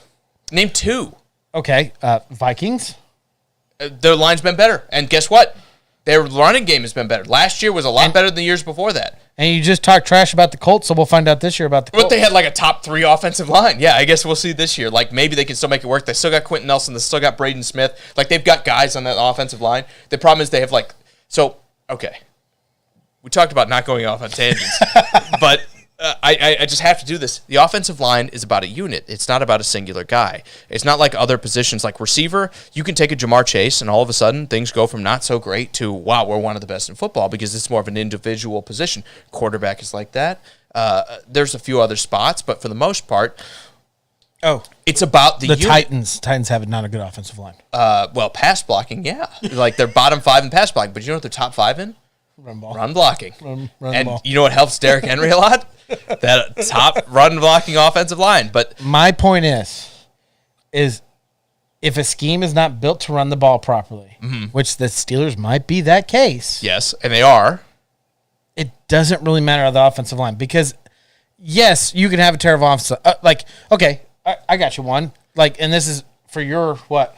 Sorry, Ian just told me the Lions are going to be third in the NFC North this year. So he's already getting me buying into the hype. I think he's right. I do. I'm not even kidding. I think he's right. Yeah, because I think the Bears are going to be fourth. Oh, my God. Let's put this on record. You have been hyped on the Bears forever. Okay, where is it? I liked Ryan Pace for a minute, but obviously they didn't. They fired him. All right. So you can definitely have talent at receiver. You can definitely have talent at running back and not be able to perform. Giants are one of them. Yeah. But there are games where Saquon Barkley still runs the ball like 150 yards and 4 touchdowns. Against, like, really bad teams. Doesn't matter. You're not playing those teams every week, Drew, is the problem. But they can And still you're do not it. playing those teams in the AFC North. Again, to bring things back towards what we're talking about. We're like an hour into the show. We're like 2 divisions in. We're doing great. We're doing great. That's right. But, yeah, you can beat up on some of the bad teams when they're not good at stopping you on the defensive front, sure. But to your point, you're not playing those teams most of the time. You're not playing them when you play in the AFC North. And, well, I take it back. Cleveland doesn't have a good line. They got good linebackers, which it's kind of a group. Again, the defensive front is about the front 7 when it comes to stopping the line. You can have linebackers make up for deficiencies on the defensive line. You have the defensive line make up for deficiencies at linebacker, like half the teams in the league are doing right now. Yeah. Guys can make it happen. Even safeties can come up and make an impact on the defensive line when it comes to stopping the run. What you can't have is like going up against a good team and have a bad offensive line and just give the ball to Najee Harris 35 times and say, oh, this is going to work out.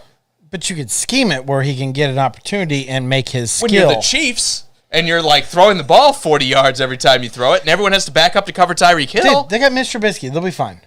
Okay, Mr. Trubisky's not going to play.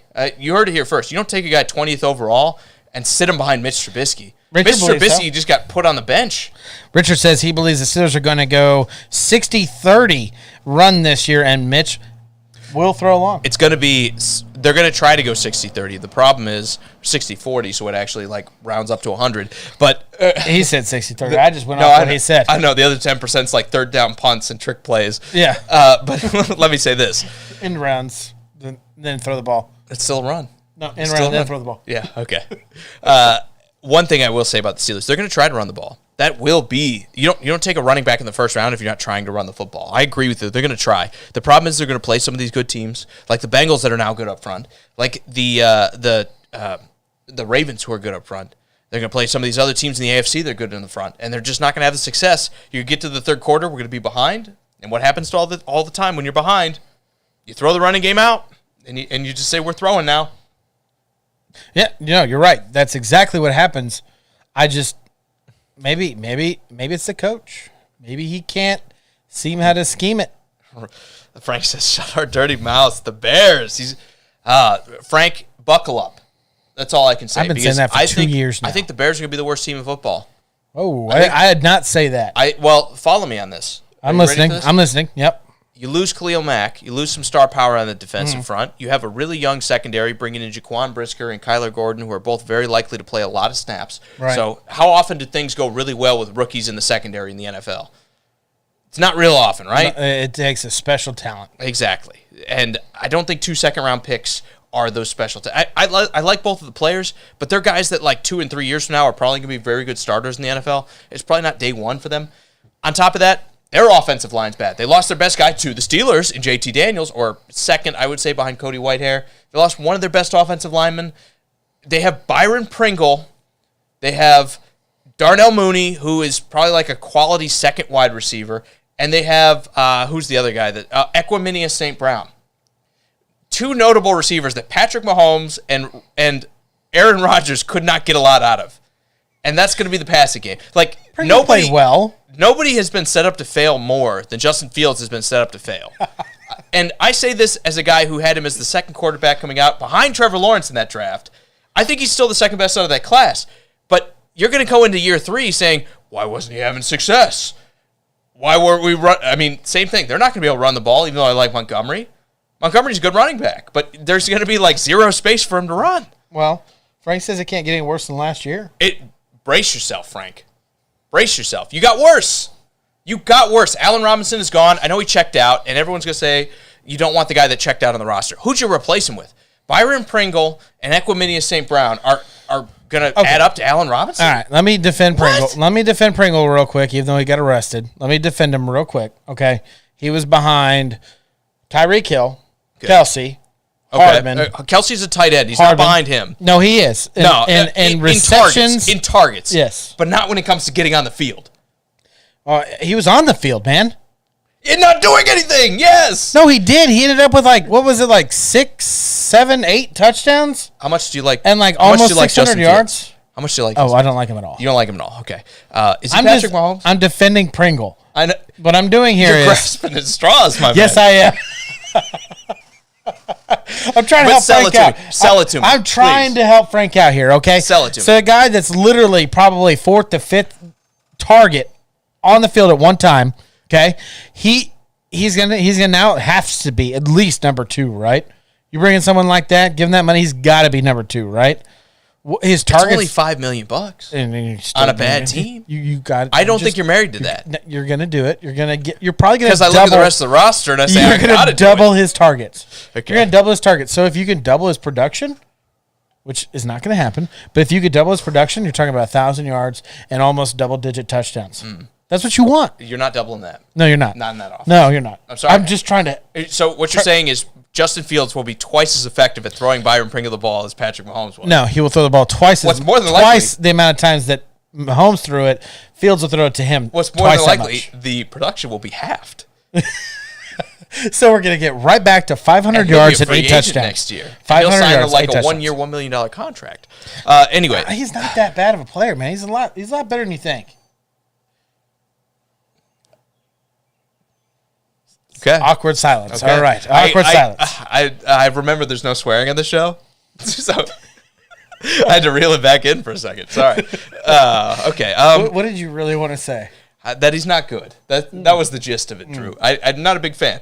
In fact, I have not been a Byron Pringle guy for a while now. Yeah, why don't you tell me about all those Titans fans Corey players. Davis is still going to the Hall of Fame. Shut up. Corey Jackson? Corey Davis. Corey Davis.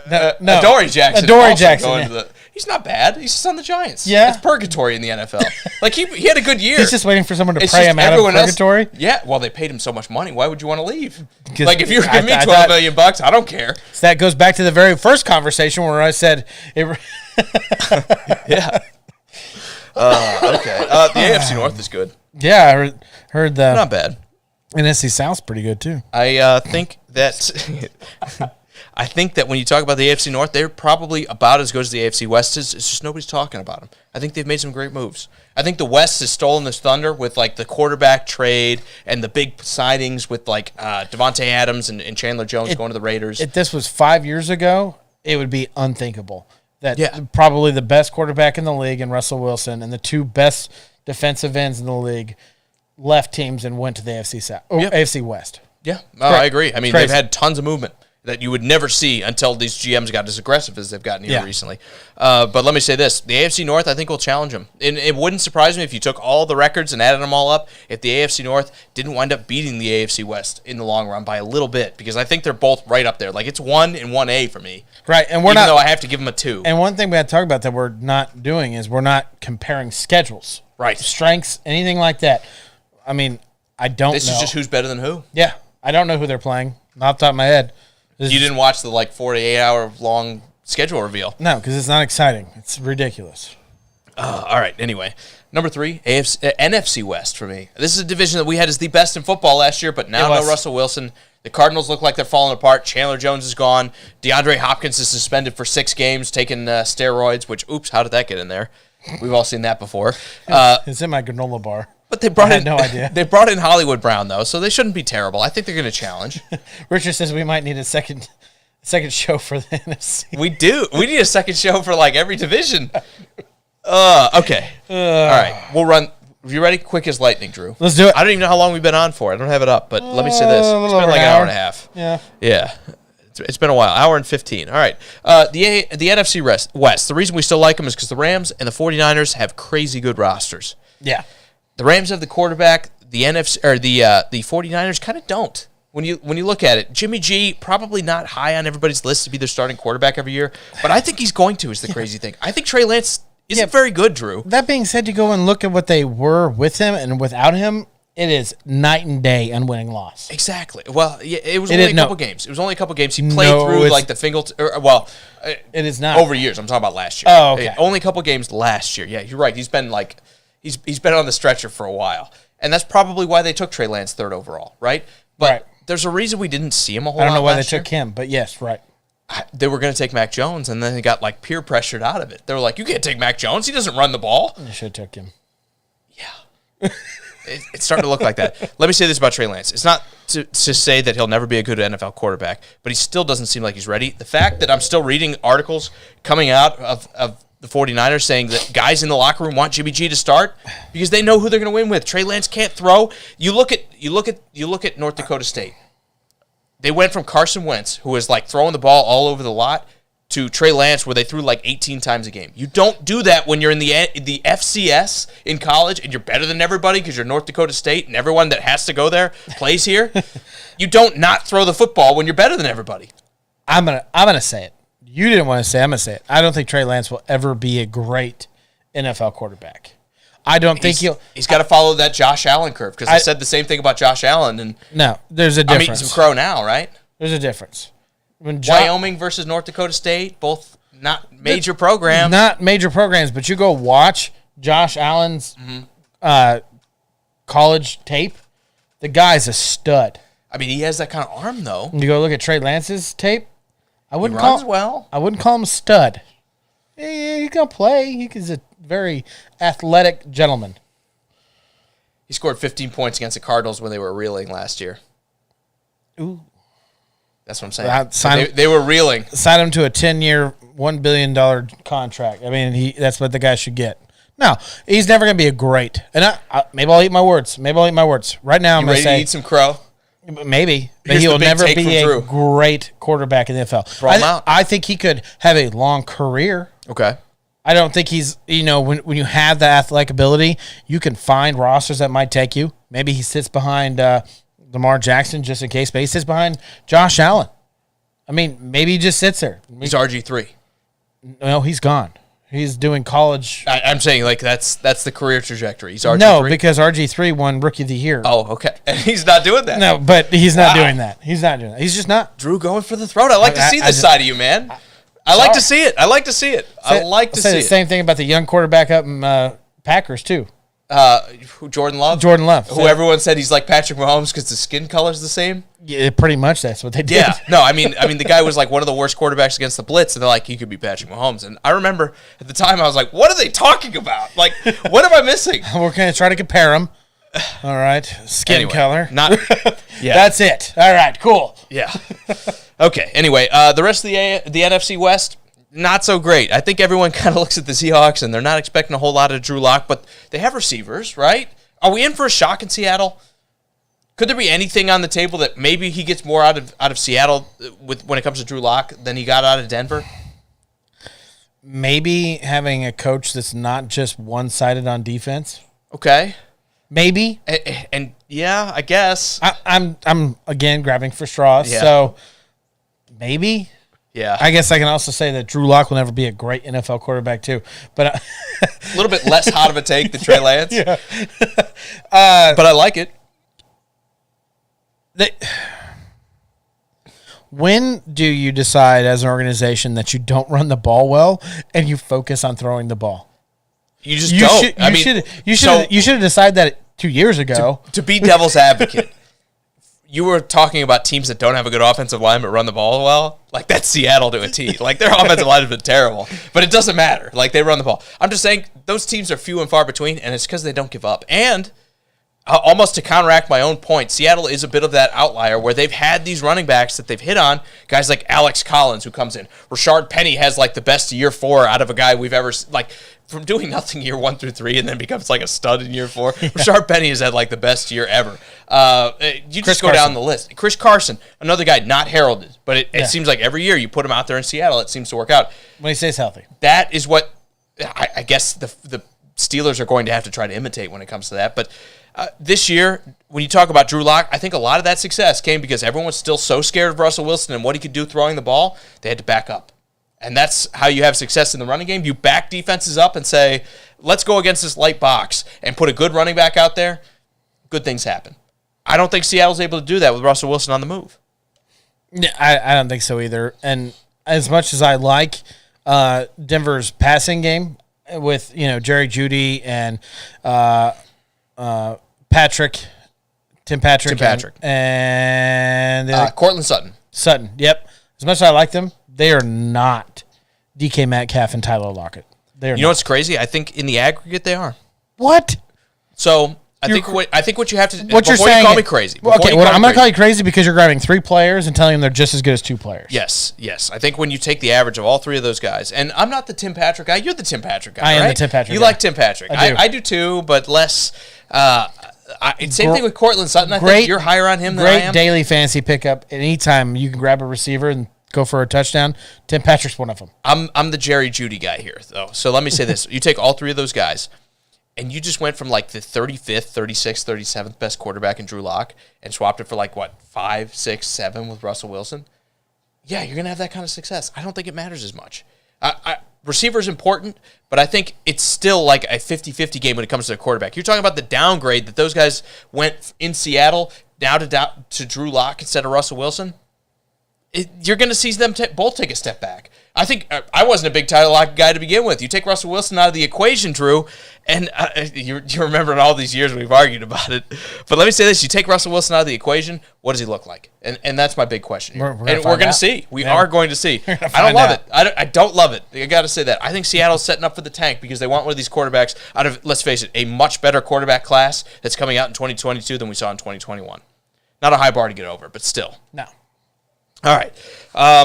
Are we even getting through the rest of these teams? Let's do it. For argument's sake, the AFC East is 4th on my list. Drew, the Patriots should still be solid, right? They're still going to play all right on defense. It doesn't seem to matter who leaves and who goes. Like, their defense is always, good. Bill Belichick always seems to figure that out. They got better with Devontae Parker coming into the wide receiving group. They're going to be kind of the same team they were last year. That's crazy they got them from Miami. But anyways. For nothing. Yeah. For nothing. Blows Why my wouldn't mind. you keep him? I know he's mad he's not going to be the starter. I don't care. I don't care. Hey, you're like a big-bodied wide receiver. Guess what we don't have in these other two guys? Yeah, it makes no sense. Yeah, don't get that either. But they gave him to. Whoa! Don't stop. That was weird. And then they gave him to literally the arch enemy of their team, the Patriots. Yeah. Whatever. Makes no sense. Buffalo, really great team. Probably Super Bowl contender, right? AFC Championship. Yeah. At least, right? They got to be AFC Championship. So it's interesting because I think their offensive line was a big problem last year that didn't really show up because, again, they weren't a very good unit. They weren't really able to run the ball. It kind of came and went with Josh Allen. And historically, you could take Peyton Manning years, you could take Aaron Rodgers years, and you could say they kind of did the same thing where it's like we're only going to throw the ball, and it didn't really work out. Guess what kind of happened to Buffalo? Bill, good to see you, man. Glad you could join us. Absolutely, Bill. Cheers to you, man. Glad you could join us. I need more beer. I think we are. I think the Bills are in an interesting spot where they kind of looked at the Titans and said, we want to run the ball better. Let's bring in Roger Saffold and Dave Quisenberry. Do two guys fix an offensive line? I mean, they have Mitch Morris still. And they have other guys that are like okay on the offensive line. I don't think it's a strength, but I don't think it's a weakness as much as it was before. And if their running game gets a little bit better, yeah, I think this is a Super Bowl team, right? Because that was what they were missing last year. They had the defense, they had the passing attack, they had Josh Allen running the ball. If Devin Singletary, Zach Moss, and now the running Cook out of Georgia are all like producing on the ground, this is the best team in football. Could be if it happens. Could be. Defense doesn't step back, plays well. They brought in a first-round cornerback to play across from Tre'Davious White. Yep. Yeah, they still have two of the best safety groups, if not for the Titans. Let me throw that out there. They'd have the best safety group in football with Pryor and I'm forgetting who else is out there. Yeah. I'm just kidding.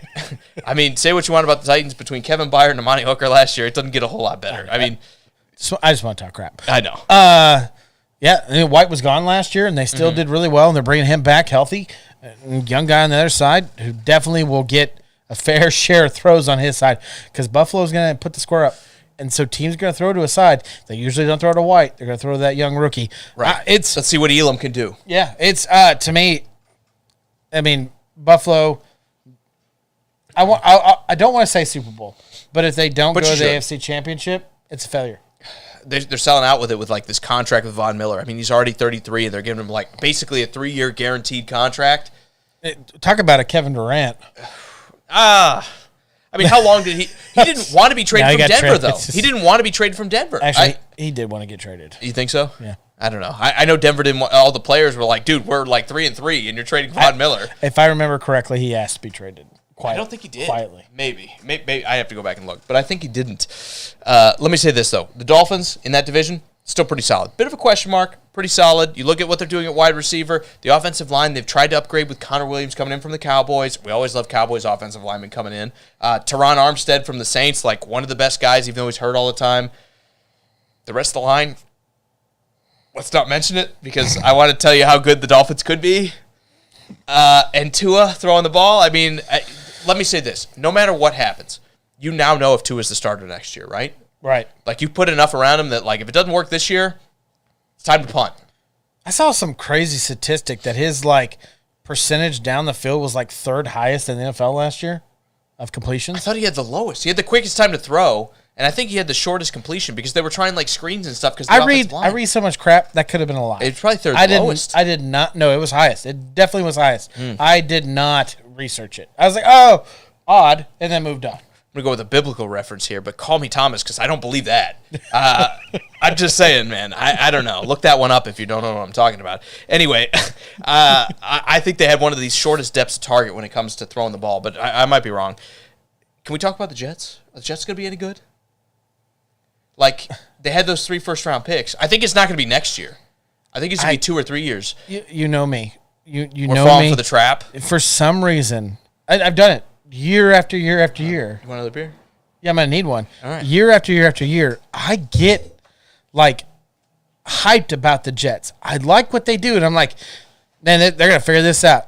I go back to, like, Quinnen Williams. I go back to, like, C.J. Mosley coming in. I'm like, oh, yeah, they're going to have a defense. And then it doesn't happen. And then I'm like, Zach Wilson. But they brought in Robert Saleh. I'm like, Zach Wilson, we're good. We're going to bring in Zach Wilson. I'm liking this. I kind of compared him to Trubisky when he got drafted. He was a little bit lower on my board. I know. You didn't. I didn't love him. I got in the hype. But, okay, let's talk about what they've done. They brought in Garrett Wilson. Yeah. They have Corey Davis, which, regardless of what you think, that's the number 2 wide receiver. Hall of Fame wide receiver. Got it. Yeah, exactly. Elijah Moore in the slot. Yeah. Very talented slot receiver. They now have guys to throw to. They just signed C.J. Uzomah to play tight end. Maybe not a world beater. I think he kind of thrived off of having that great wide receiving group where, like, you're the 4th or 5th guy to guard in an offense. You know, you can make things happen. But still, not a terrible tight end. Like, the excuses are gone. You look at what they've spent on the offensive line. Like, this is the rebuild I want to have. Laken Tomlinson. They spent a first round on Mekhi Becton. They spent a first round on Elijah Vera Tucker. They've got George Fant, who's admittedly not as good of a left tackle, which you were right, by the way. They did move Becton over to the other side. But still not a bad player. Like, he's, like, slightly below average. Like, you give him a C-, but still not, like, a problem on the offensive line. And then you have Van Roten playing center. This is a group that the Jets, like, it's all together. They have 3 wide receivers. They have an offensive line. They just drafted a high second round pick on Breece Hall to play running back. The excuses are gone. They have Michael Carter to be the scat back, the 3rd down back. Which I like him. I do too. I like everyone on this offense. It's on Zach Wilson now. If we don't see what we saw coming out of BYU for that last year where he had that, like, super year coming out, that I think he was a junior. I don't want to call it a senior year, but his last year coming out. Yeah. If we don't see that, draft a quarterback because you don't get – this is like top 15 and up when it comes to offenses, and you do not put these things together unless and still fail unless it's the quarterback.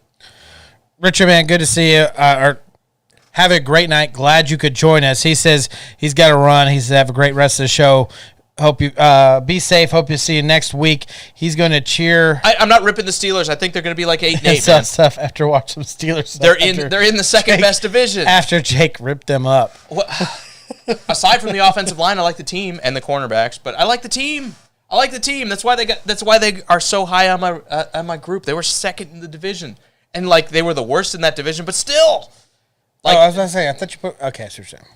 Dude, I don't take that too hard. I know I focus on the negative sometimes because it's really easy to say I love everybody. As a Titans fan, it's pretty easy to do. A lot of my life is negative because of the Titans.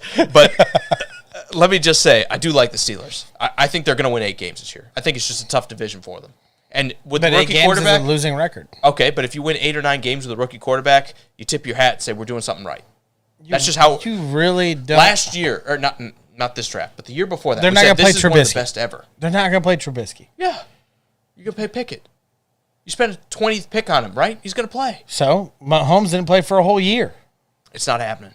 They're not in the spot that the Chiefs were in. Aaron Rodgers didn't play for a whole year. Let's take some perspective. Both of those teams that you named were having like 2 great runs. Like, let's not forget, Alex Smith kind of got messed over where the You did. A little bit of Titans lore here. Jonathan Cyprien headhunting Travis Kelce, going for that like knockout concussion play back before it was a penalty. Yeah, don't no, I know. If that doesn't happen, the Chiefs probably win that game and go on to who knows what. Probably win that game. He was dominating. He was having one of the best games of his whole career. And then they sent the hitman Jonathan Cyprien after him, and what happened after that? He was done. Concussed. Yeah. Again, I'm glad that part of the game is out of it because you shouldn't. I thought you were about to say, "I'm glad that happened." That too. But let me say this: if that didn't happen, maybe the Titans move off Mariota a little bit quicker because I feel like they're like, well, he won a playoff game against the Chiefs. There you go. Sign him to a multi-year contract. Anyway, Chiefs and the Packers both in very good spots when they drafted those guys. Steelers aren't in a very good spot. I know they won some games. I know they went to the playoff last year, but this isn't. Mitch Trubisky wasn't the guy winning them all those games. It was Ben Roethlisberger, and I think that's the way you got to look at it. Even with his terrible play, right? It was still that defense. This isn't a competition. People will tell you it's a live competition. Kenny Pickett's going to be there from week 1 or 2. You don't spend that pick to play Mitch Trubisky, regardless of how he plays. It's just not going to happen. It's going to be like Tennessee, where Ryan Tannehill ripped it up in the preseason, and they were still like, Mariota's going to start for the first 6 games. They already decided. I can't even remember how many times we've had this conversation about a rookie quarterback versus the veteran. Even though the veteran probably is not going to be your future, where do you start the rookie? This is the team. Well, Yeah, okay. I might contradict myself because I'm probably, if you go back in all the videos and you're like, oh, dude, you used to say this about rookie quarterbacks. we're older, Drew. We're wiser. We're allowed to change our position, our thinking, right? I'm a politician. I'll say one thing and do the other. Whatever it takes for your vote. Whatever keeps you watching. If there was a team that you could sit there and go, start the rookie and see what happens, Steelers might be it. Offensive line kind of worries me. He's not a scrambler. Like, if he was Patrick Mahomes that, like, makes things happen with his feet, I'd be like, yeah. The coach should be scheming that in the offense and being like, get the ball out of your hand within 3 seconds Matt or Canada's you gonna do will that. Get smacked. Except it's going to be like 3-yard curl routes. I hope you're ready for that. I hope you like slants. I like slants, but I hope Johnson's you like a slants. stud. Yeah, and so's Claypool. They have Claypool's receivers. awesome. Yeah. Those guys with their speed and their athleticism need to be catching the ball down the field a little bit. Yep. And you can't do that when the offensive line's this bad. Anyway. Dude, I have to go to the bathroom. All right. Well, I'll cover. You know me. We'll float. I'll talk about the rest of this AFC East. I'm going to bring in some cold beers because they're a little bit warm. Yeah, okay. Well, and I know the 12-ounces don't last very long. No, they don't. They don't at all. All right. Let me talk about the AFC East really quick. Just to round it out here, we have them as our 4th best division. And thank you guys so much again for sticking with us through all of this. I know we got a little off target. Nothing new if you've been around the show for a while. But the AFC East, when you talk about everything that's going on here, the Patriots will probably be a decent team. I think they're going to be somewhere around that 500 mark. Maybe they take a slight step back because the rest of the division is getting better. I think the Jets are going to be in contest. It's going to be another year before we talk about these young guys that they all drafted in the first round. You know, they had 3 first-round picks. It's going to be another year before those guys really hit the ground and start to develop in the NFL. That's just what you have to be used to. Typically, guys don't hit the ground running and have great years from year 1. Usually it's year 2, year 3, and I think the Jets are on that kind of trajectory. The real question is going to be, what do we see out of Zach Wilson? The Dolphins will be good. The Patriots will be solid. The Bills will be really good. And the Jets, I think, will be maybe a 5 or 6 win team as they try to figure things out. The biggest question here out of the AFC East for me is, does the Jets ownership have the type of patience to stick with these guys and say, well, I know this year we didn't get too close to the playoffs. We didn't really sniff where we want to be, but the process is in place and good things are going to happen. So that will remains to be seen with the Jets, or whether they just kind of flush it and say, we'll move on from our GM, we'll move on from the head coach, and we'll just start the rebuild again, because I think that's the worst thing you could do with this situation. Now, coming in at number 5, we actually are going to stick in the East and stick with the NFC East, a division that, again, every year it seems like they have a different winner, but this year I actually feel like we're starting to see a little bit of rise out of these teams. The Giants still aren't going to be good. I won't sugarcoat it. They still need an offensive line. I know they drafted Ike Ekwonu to play, and they signed Glowinski from the Colts, a move that I liked, but their left guard position, their center position, still kind of big holes. If they had one of these guys that wasn't good, I would say, you know, you can live with one bad offensive lineman. 2, especially playing next to each other, not exactly something you want to see. So when it comes to the Giants, they're going to struggle. They're not going to be the best team in that division by far. The real question is going to be, does it raise enough of their play, bringing in guys like Glowinski, bringing in Ike Ekwonu to play right tackle for them most likely, and then Andrew Thomas, who's finally hit, which, thank God, because I had Andrew Thomas as my favorite offensive lineman. I'm just glad he had a better year 2 than he did year 1. Are the Giants going to have the success in the offensive line to make Daniel Jones succeed and to convince themselves to give him a longer contract? Did we already get to the worst division already? They're 5th. They're moving up, and I'll tell you why. I mean, I want to hear it because I'm starting at the bottom.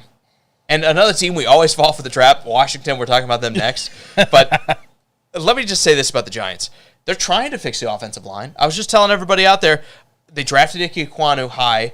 They still have Andrew Thomas, who bad year 1, great year 2. So thank God, Drew, because that would be one of those head scratchers. I had him as best offensive lineman. You did. In a year where you're getting Tristan Wirfs coming out. Yeah. You know, like they were great offensive linemen. That was my number 1 guy.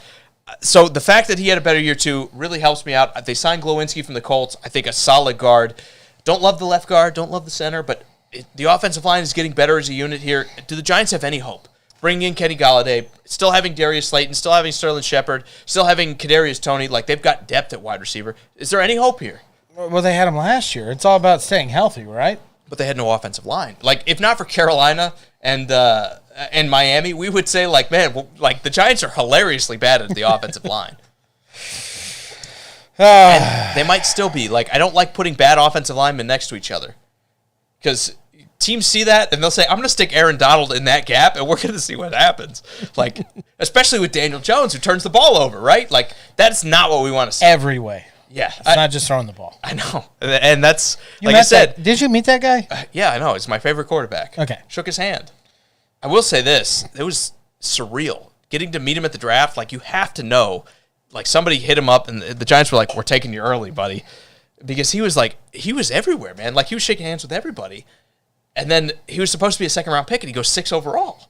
That's like, crazy. You don't go in person if you're going to be a second-round pick. There's a lot of people that do. For day one. But, like, he had his own stage. Like, who... the NFL knew that was going to happen. I don't care what anyone tells me. The NFL knew Daniel Jones was going in the top 10 because if not, you don't give a second-round pick like his own like little area to shake hands with fans. True. It does not happen.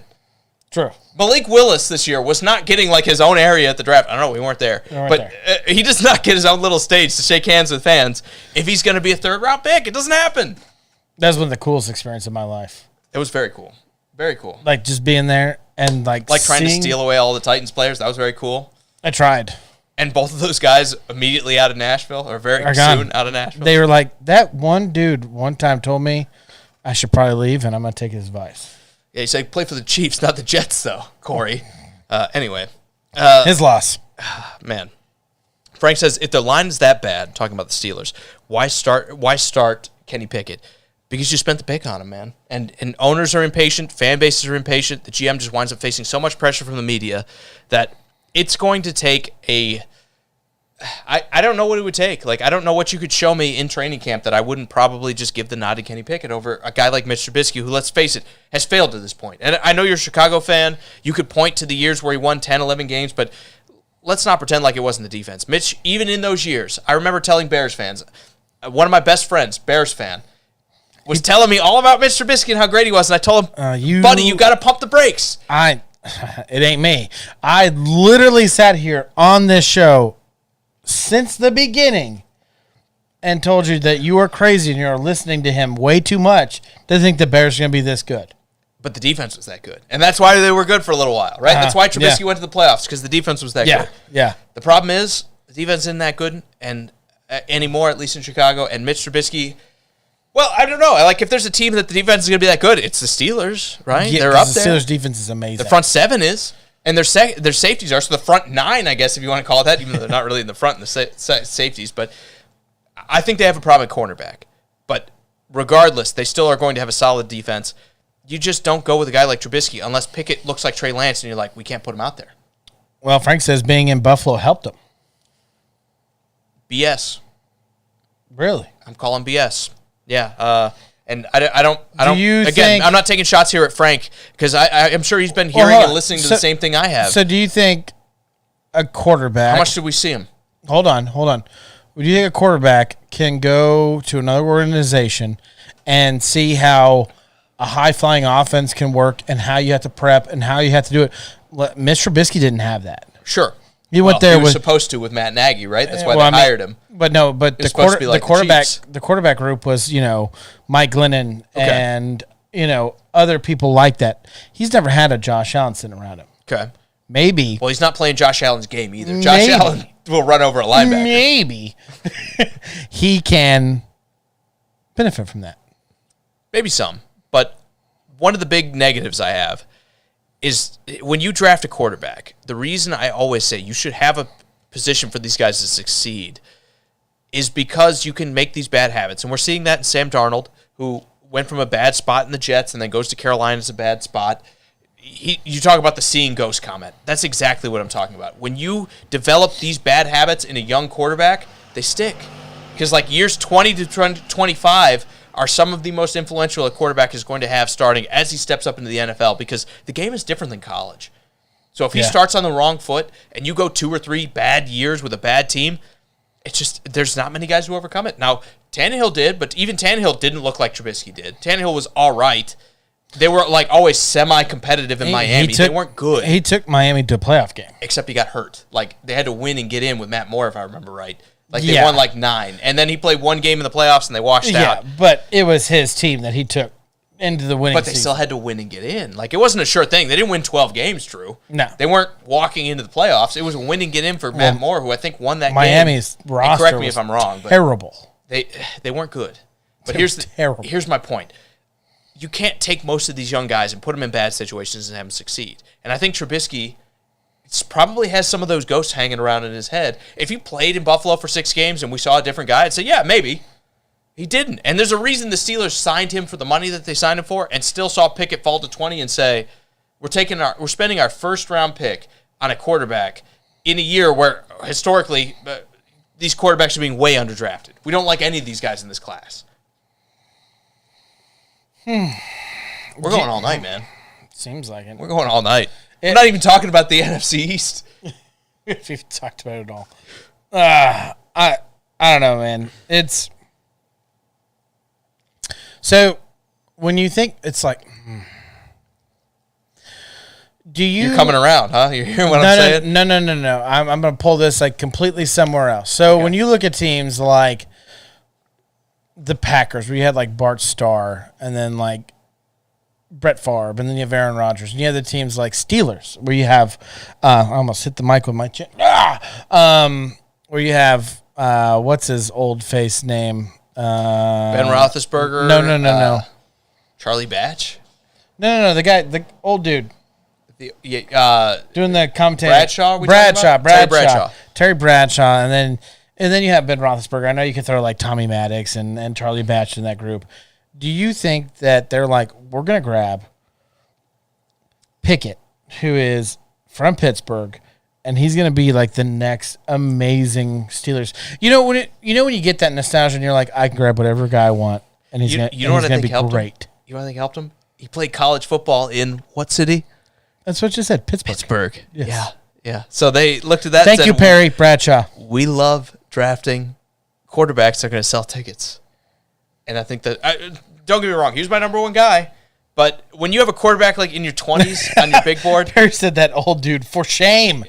Have you seen him? To be fair, Terry Bradshaw is old, and he was probably winning Super Bowls. And he was a stud. He could play. When Drew was a teenager, or I mean, younger than that. Hey, how old are you? I definitely not before my time. But he called his own plays. Mm-hmm. God, he was a stud. Look, I don't hate Pickett. Don't hate Pickett. Don't love when you get a guy who can't move. Don't love having a bad offensive line. And I don't love having a bad offensive line in general. But when you have Kyler Murray, it's not a big deal, right? Like, it's less of a big deal. It's just when you have that history of grabbing a quarterback and be like, this is our guy for our future, we're going to go for it. And none of the Steelers have it. Steelers is more like coaches. I think they've had 3 head coaches. Yeah. Then that's it. They also kind of want to do that with the same thing with the quarterback. And I think Pickett's getting kind of that hype. You're talking about one of the worst quarterback drafts ever in NFL history. And they're like, we're going to take Pickett at 22 and we're going to look like we're geniuses. I hope they're right. That's all I'll say. I hope they're right. For their sake. Oh, for their sake. I hope they're wrong. I hope every team I hope 15 teams in the AFC stink except for mine. But, that's probably not going to happen. Anyway, we'll move on. The NFC East still, again, let me sell on some of these other guys because we haven't really talked about them. The Cowboys will still be good. I know they've lost talent. Randy Gregory leaving is probably the dumbest storyline through all of this offseason, because you wouldn't meet a specific clause for Randy Gregory where he's now in Denver instead of in Dallas, being in what might be one of the best rotations, if not the best, for pass rushers in football, with DeMarcus Lawrence, Micah Parsons, who's essentially an edge rusher now, and Randy Gregory.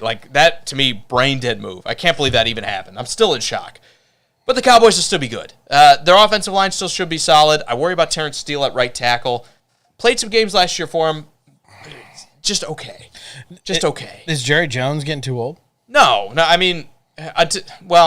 everyone has always been super critical of Jerry Jones, but when you have that kind of money, wouldn't you want to be that owner, Drew? The only critical thing I had to say about him is he's got too much money he probably should give me some. I don't think he's... Yeah.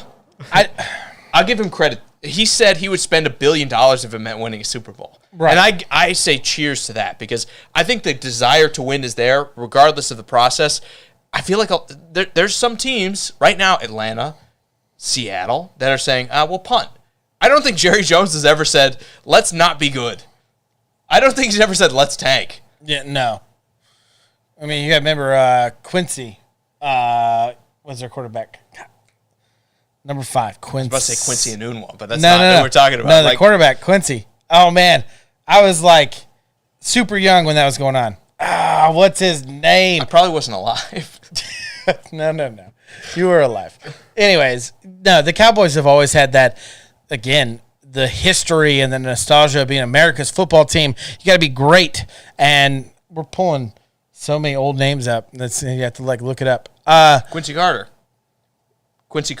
Carter. That's it. Yep. You remember that guy? Mm-hmm. I was like 3. So it's been a while. And they were not well, Drew. Sending the hype out like that's the future of our organization. This guy's going to knock it out. I think they do that every year with them because they don't want to tank. But I think Dak is good. I mean, we talked about it going into this year. Is Dak a top 10 quarterback? I told you no, and you were floored. Yeah, right? It blows my mind that you could say that. You know what's blowing my mind right now? I'm just like tanking all these beers without a bathroom break. I had to do it. I know. I'm going to make it, though. I'm going to make it. Let me say this. When it comes to Cowboys, they're going to compete. I think this roster is too good. I know they lost Amari Cooper for a 5th-round pick, which is like just brain dead to me. I mean, you look at if they would have waited 3 weeks and saw these contracts going out to Tyreek Hill, Devontae Adams, and you would have got a 1st-round pick for Amari Cooper.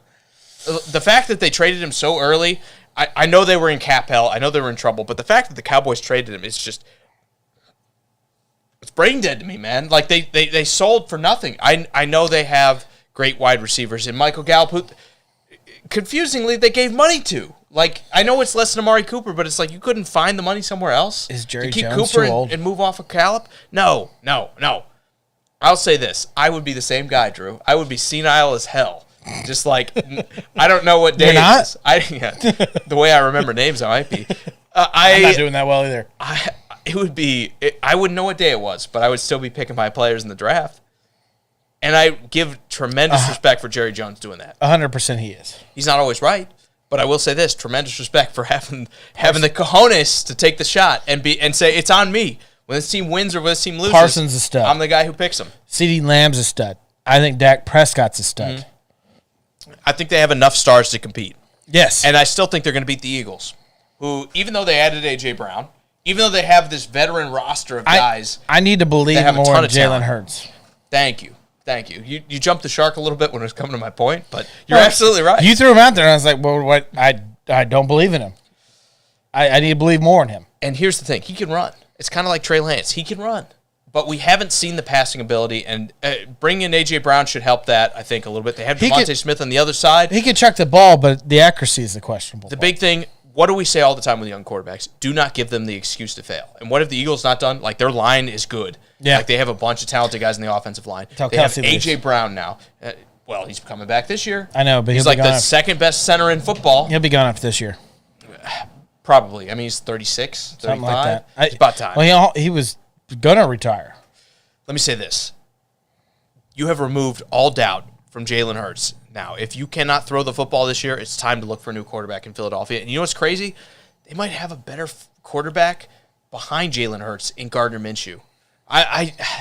He's a guy that when you look at what Jacksonville had and the number of games he was winning and the way he was throwing the football, even when he came in for Philly last year. I don't think hell's freezing over. Did I say that? No, I said that. Okay, well, they're not going to start him, right? It's not going to happen. Gardner Minshew probably just mowed 20 yards before he went to practice to Philadelphia. Maybe. The guy is a good quarterback in the NFL. Is he going to win the Super Bowl? Is he in the top 32? Let me ask you this. Is he a starter? Yes. Okay. Is he in the top 20? Probably not, right? Probably just outside? Probably the cusp. And I've been the guy pooping on this, right? Like, I've been the guy that... I would say high teens at top. You were the guy who... I know this is a little bit of ribbing, but you were the guy telling me when he was having that success at Jacksonville, like, here he comes. They got a great quarterback. I gave you a hard time that he was doing stuff for the community and winning football games, and that was my whole point. Hey, look, I'm always happy to see a guy doing something for the community. Yeah. Shoveled some snow. You look at the quarterback situation, this is the crux for the Eagles situation. The reason they couldn't beat the Cowboys last year is because Dak Prescott is far and away better than Jalen Hurts when it comes to quarterback. Period. Yes. I don't care what anyone tells you. And if better you than cannot Gardner throw in Minshew. this league, you're not going to win a Super Bowl. Correct. Probably. It's why Lamar Jackson, you saw these big leaps forward when it comes to his passing ability. Even Josh Allen, another guy, big leaps forward. And guess what happened to those teams? They're becoming more perennial competitors. Unless the Eagles take that step forward where Jalen Hurts becomes a better passer, I think they're going to struggle to go deep in the playoffs. But they're still going to be a tough team to beat because the defense is good. I know their corners aren't that good. I know their secondary probably could use some help outside of Darius Slay. Their offense is going to be solid. Their front seven is still good. I know they're old. They're long in the tooth. Whatever, Drew. They're proven. I was just about to say, I think you might see a step back on their defensive line. Maybe this is the year Cox isn't as good. Maybe this is your Brandon Graham isn't as good. And you know that I love Cox. Like, whoa. You know that I love that player. You know that I love. What do I know? You know that I love that player. Somebody clip that. Yeah, right. I have vouched for him. I have said he's one of the best defensive linemen in the league for a long time, and I saw a decline last year. I did too. And there's no doubt that he is. Shut up. That he is like. Sorry. He's supposed to be a professional. Sorry. He is the gasoline to that engine. He is the guy that makes that defensive run, and I think with him declining, that it's going to be an issue. I think there'll be a little bit, but they did bring in Kinlaw, or not Kinlaw. Who is there? Hargraves. That's going to, I think, help a little bit when it comes to the defensive front. They'll be solid still. I think the defensive front is going to be good. There's still going to be the problem in the secondary, but it was a problem last year, and they made the playoffs. The NFC got worse. Right? The NFC, you see all these quarterbacks leaving. The Eagles are going back to the playoffs, whether they deserve it or not. I see that happening this year. With the veterans they have, the talent they have on the offensive side of the ball, they're going to the playoffs. Doesn't matter. The rest of the NFC is so bad. Even if they're going. Even if their first quarterback gets hurt, they're going to playoffs. Yeah. Yeah. You know what's weird? They might get better. Yeah. They might get better. Yeah. I don't know. I really don't. I'll say this. I think Gardner Minshew is at least stud. on the same platform as we're talking about it, but they've done a good job removing the doubt. This year, we're going to know if he can't succeed throwing the ball with A.J. Brown, who's a top 10 wide receiver, and then Devontae Smith, who is a top 10 pick and one of the best prospects we've seen coming out of college. I don't care who else is on the roster. I don't care if it's Quez Watkins who has to step up. Whoever it is, we need to see Philadelphia have more success throwing the ball this year. Period. Has to be. Period. All right, Washington. Good? Not good? When do they sign Ryan Fitzpatrick? They just brought in Carson Wentz. And I don't think you trade that I was kidding. to sign Fitzmagic. But let me say this. The reason they're number 5 here, the reason they're 5th in our division rankings, is because when you look at the rest of this team, last year they did everything they did with a backup quarterback. They knew Taylor Heineke was not a starter because they signed Ryan Fitzpatrick. I know he had that game against Brady in the playoffs. He had one good start. And everyone was saying, we should play Heineke. Well, 17 games worth of evidence says that probably wasn't the right decision. And we knew that. I think they knew that when they signed Fitzmagic. And it's just Fitzmagic got hurt. I mean, he missed the entire season with a hip injury after week 1, like midweek, week 1. And it kind of hamstringed this offense, or this team in general. If they have Carson Wentz, if they get 17 games out of what is probably an NFL starter at quarterback, how much better does this team get? Some, right? Well, I want to back the Commanders up, and my second favorite team in the NFL is the former Redskins. That is a team that I rooted for. But I got hyped behind him with Fitzpatrick. I got hyped. You've been burned too many times. And you're the jaded lover who's finally moved off of that abusive husband that's I'm like just railing on. I just think that he can grow. Like he's is that not, a metaphor we're allowed to use? I think so. I don't know. Okay. He won't hit me again. Okay. He told got the 22 ready. He told me he won't hit me again. But it's Wentz. What if they went out and got Matt Ryan? They should have. When you look at what if they won? They gave an extra second round pick. That's what I'm saying. What if they went out and got Matt Ryan? If you would have told me this is Matt Ryan and he was going to play 17 games behind a good offensive line, I'd be like, running game that'll be decent. I don't love Antonio Gibson, but they're all right. I love Gibson. I can't believe you just said that. Yeah, he's one of those guys that's like, running game is offensive line based. You also said that about Elijah Mitchell. That guy's a stud too. I didn't say that about Elijah Mitchell. I said he was a good pick for the value at the time. He's like a 4th-round pick. You didn't like him. Well, no, you asked me if he's one of the top 5 running backs in the game. I said it doesn't matter who's. I didn't say top 5. Okay. All right. In a show worth of tangents, why don't we take another one here? Like Elijah Mitchell, love this pick they spent on. Maybe I said doesn't matter who's running the ball. Fantasy court. No, I'm just kidding. Okay. Fantasy running backs. Yeah, I mean, Carson Wentz can be good, but Carson Wentz can only be good as long as he's on the field and healthy. Because Carson Wentz will play injured. We've already seen it. He'll play injured, but he does not play at the top level. So you're asking me, is the roster better in Washington than it was for the Colts? Yes. Terry McLaurin, far and away better at wide receiver than anything the Colts had. I think when you talk about Curtis Samuel and them drafting Jahan Dotson, they'll have more success at wide receiver than he had in Indianapolis. Offensive line, maybe not quite as good, especially when you consider what he had, but still solid. Names, on paper, it's a better roster. Okay, on the field, I think the offense is better. I think Carson Wentz got a lot out of a bad situation because everyone doesn't want to look at that because they were able to run the ball and they had a good offensive line. But aside from Michael Pittman, who in that offense was worth throwing to? I think if Phillip Rivers never went to Indianapolis, we wouldn't be talking about Mo Alley Cox. He would just be a guy that's like a 3rd tight end on somebody's team. Okay? And they brought in Alec Pierce this year because they knew how desperate they are. It was one of their first picks they had in the 2nd round. Look, I think Carson Wentz is going to a better situation. I do. The offensive line's taking a small step back, but still solid. And he's getting so much better at wide receiver. The defense, in my opinion, getting better when you talk about, let's talk about names. Chase Young, Montez Sweat, those 2 big Bama boys in the middle playing D-tackle. Yeah. Kyle Fuller, William Jackson. The list goes on. Leonard, Buckner, Houston. I mean, Houston wasn't there last year. That was 2 years ago. Okay, well, my bad. So that's 2 names, and that's the 2 guys they had on defense. Kenny Moore, I will say, underrated cornerback. Hooker. Gone. Dallas. 2 years ago. Yeah, exactly. Exactly. My case in point, the defense is getting better, The at point least on paper.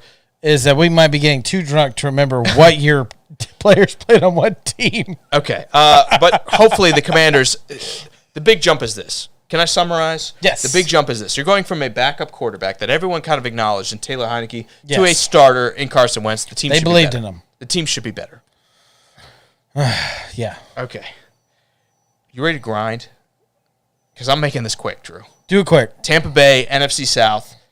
Outside of that, the rest of the division kind of stinks, except the Saints. Because I look at the roster, I look at the defense, they're going to be really good. We got to be surprised by that The offensive line might be all right. Now they've got a lot of receivers. Alvin Kamara's still there. They have Jameis Winston. We could be surprised. It was like some ASMR, the way you were humming into the mic there. You're like, Okay. We could be surprised. Welcome to Sports Around the Bar. It's not going to happen, though. I mean, they're going to be a playoff team. The rest of the NFC stinks. Right? Yeah. Right? I'm giving like 15 playoff spots to the NFC teams because everybody stinks. But they could make it. Who's not going to... Okay. We're not doing... No tangents. We're not talking about who's making the NFC. But let me say this. The Saints are in the running. Jameis Winston is kind of the X factor, though. Marcus Mariota will be MVP of the next year. Let's go. Well, I will shut the show down. I swear. I will never talk sports again if that happens. The Falcons stink, right? Yeah, they're terrible. Depth of a rebuild. The Panthers kind of stink and traded all the draft picks away so they couldn't be better. Yeah. Christian McCaffrey's going to play 6 games. He's going to get hurt. DJ Moore is going to continue to not be good enough as a number 1 wide receiver, even though I like the guy. Sorry, DJ. I mean, am I wrong? Am I wrong? I Frank, mean, tell me I'm wrong. I was not thinking about Brian Cox again, okay? I was not. Brandon Cox. Brandon? Brian? Mm-hmm. Same name. Drew's look, you can't see him because they're out of the shot, but Drew's just stacking the beer cans next to him. You have to forgive him. Let me say this. The Falcons, on paper, stink out loud. You got the exact same amount of cans. Mine's just a little bit taller. That's true. That's true. Let me say this. Falcons stink out loud. Mariota's not making things better. Yes. Neither is Desmond Ridder. I don't care about the chip on his shoulder, everything else, blah, blah, blah. This roster stinks. They got nobody catching the ball. They got Drake London. top 10 wide receiver that they drafted. Yes. Calvin Ridley's going to miss the entire year. They got Kyle Correct. Pitts, which is the only reason that they kind of like sneak up a little bit is because the Falcons have like first they round, got Cordell Patterson. first pick of the draft next year. They got Kyle Pitts. No. Yes. It'll be the Bears. No. Heard it here first. Sorry, No, Frank. it's here. Maybe. Maybe. Right here with Falcons. Don't let me convince you. If Mariota starts 17 games, maybe. And then the Panthers, right? The Panthers aren't very good. But the reason they go fifth is because the Saints might be all right, and we know Tampa's going to like own this division. There's a reason Brady didn't take a whole lot of convincing to come out of retirement. Because he looked at the rest of these guys. He said, you know what? What's a free trip to the playoffs? Why not, man? Why not take my ticket? Perry Grace, Falcons. And the horrible uniform they're going to be wearing. Unless they've changed. I don't hate them. They're all right. I like the All Blacks, where they have like the black falcon with like a little bit of red outline. Anyway, no changes. 7th division, Drew. You know who else stinks? The NFC North. Because just like... How dare you? Let's talk about it. The Packers, almost as good as Tampa Bay. Probably not quite, right? You talk about the receiver situation out there. It's gotten worse. The offensive line even. Like you take Elton Jenkins and David Bakhtiari off that offensive line. Name me somebody else who's good. You could be thinking for a minute because they all stink. Yeah. I mean...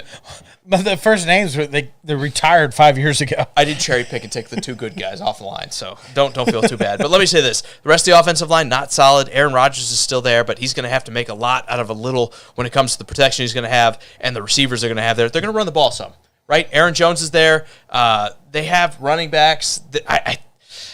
It's just Matt LaFleur has spent like this entire past couple of years trying to build a defense and trying to build a running game, and now it seems like that's all they have. Yeah, you but have they Aaron let Rodgers. Darius Smith walk away, so it didn't make any sense. Couldn't afford him. I don't right? care. Can't pay everyone. And I give him credit for paying Jair Alexander, the 25-year-old cornerback, overpaying the 30-year-old Someone did edge ask rusher. about what we thought about that deal, a good deal or a bad deal. It's a good deal when you consider, like, if he could shut down a wide receiver making $30 million, I would pay 20 for Jair Alexander in a heartbeat.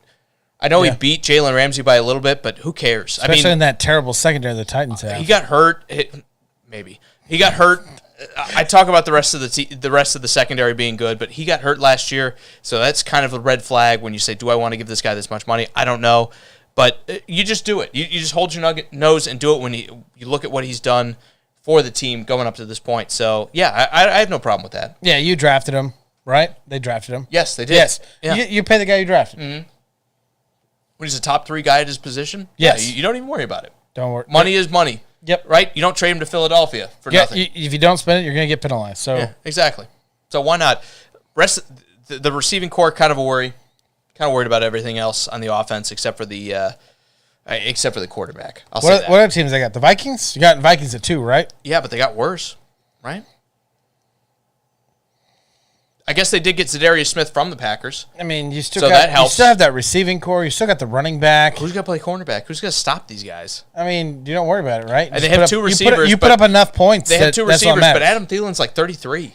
And dude, we love Jefferson. Right. Don't we like take Adam this the wrong Thielen. way. We like Adam Thielen too. When he's on the field, but at what point does father time come for a guy? He's going to be 33, and they didn't address it really. But Osborne's going to be their third wide receiver. I think you have to go. We're going to believe that you're going to play these 17 games. I think there comes a point in time where it's okay to hedge your bets and say, what if you don't? And when it comes to Adam Thielen, he missed time last year. He's now 33. I think you're getting to the point in time where it's like, is he going to be Adam Thielen that we've seen, or are we going to see a bit of a regression? No, I think we're going to see a bit of regression. He will be Adam Thielen that we saw in the red zone. He might not. He might not be the Adam Thielen of where you're talking about, a 50-yard, 60-yard, play. But red zone, it's still Adam Thielen. That guy can pick apart defenses in secondaries. He can do it. I mean, you got to watch him, man. There's talent there. He but my thing is there opens. 17 games? He finds his way to be open. Is there 17 games worth of talent there? And your Mr. Availability being the best ability. It is the best ability. Can you expect that? But he's never been injured until now, so it's like, I want to believe it. He was a late bloomer. This wasn't a guy we saw starting at 23. Yeah, he definitely was a late bloomer. I'll agree with that. The line's still somewhere in the middle for the Vikings. The secondary is really going to be a problem. The defensive front will be good. The front seven will be good. What kind of show are we doing here? A 3-hour show? I think so. I mean, I'm about to have an accident on stage, but anyway, We'll hustle through it. You ready? Man, there's Still dry. We'll see what happens. it's carpet. You'll be fine. Yeah, exactly. The Bears are going to stink. The Lions, they'll run the ball, but they'll stink. They're getting better, though. Like the Lions. Like what they're doing. Still a year out. I can see the Lions We being like third. DJ Chark coming in. Yes. On top of that, we like Jameson Williams. My number one wide receiver. He's not going to start week 1. It'll probably be week 4 or 5 before he's able to come in just because of his ACL tear in the national championship. But regardless, the receiving core is getting better. The offensive line is still good. DeAndre Swift is still a guy that I have some faith in. Goff's a veteran. Goff's there. I say he's a veteran. We don't love him. He's a veteran. I'd rather Gardner Minshew. He doesn't know where the sun sets and rises. He probably does now that everyone's made the And joke he still out of it. doesn't. Okay. Defense is a problem. Aiden Hutchinson is there. Jeff Okuda is kind of underwhelmed for the past couple of years. Maybe he's better. Yeah, it's a problem. They're going to be all right, though. I was going to fight it. I was going to fight it, but I can't. So my point here, Drew, is if you run the ball and you're okay at throwing the ball, you're going to beat some bad teams. You probably won't beat the good ones, but you'll beat some bad teams like Chicago. You look at Chicago's roster. Where did they get better from This last is year? so crazy. Dude, you never used to down Chicago. And I was like, dude, Chicago's not good. And you're like, no, trust me, they're going to be good. And I was I've like, come around, I was Drew. like, I'm not. You talked me into it. I'm not going to believe you. I've gone from one extreme to the other. Literally.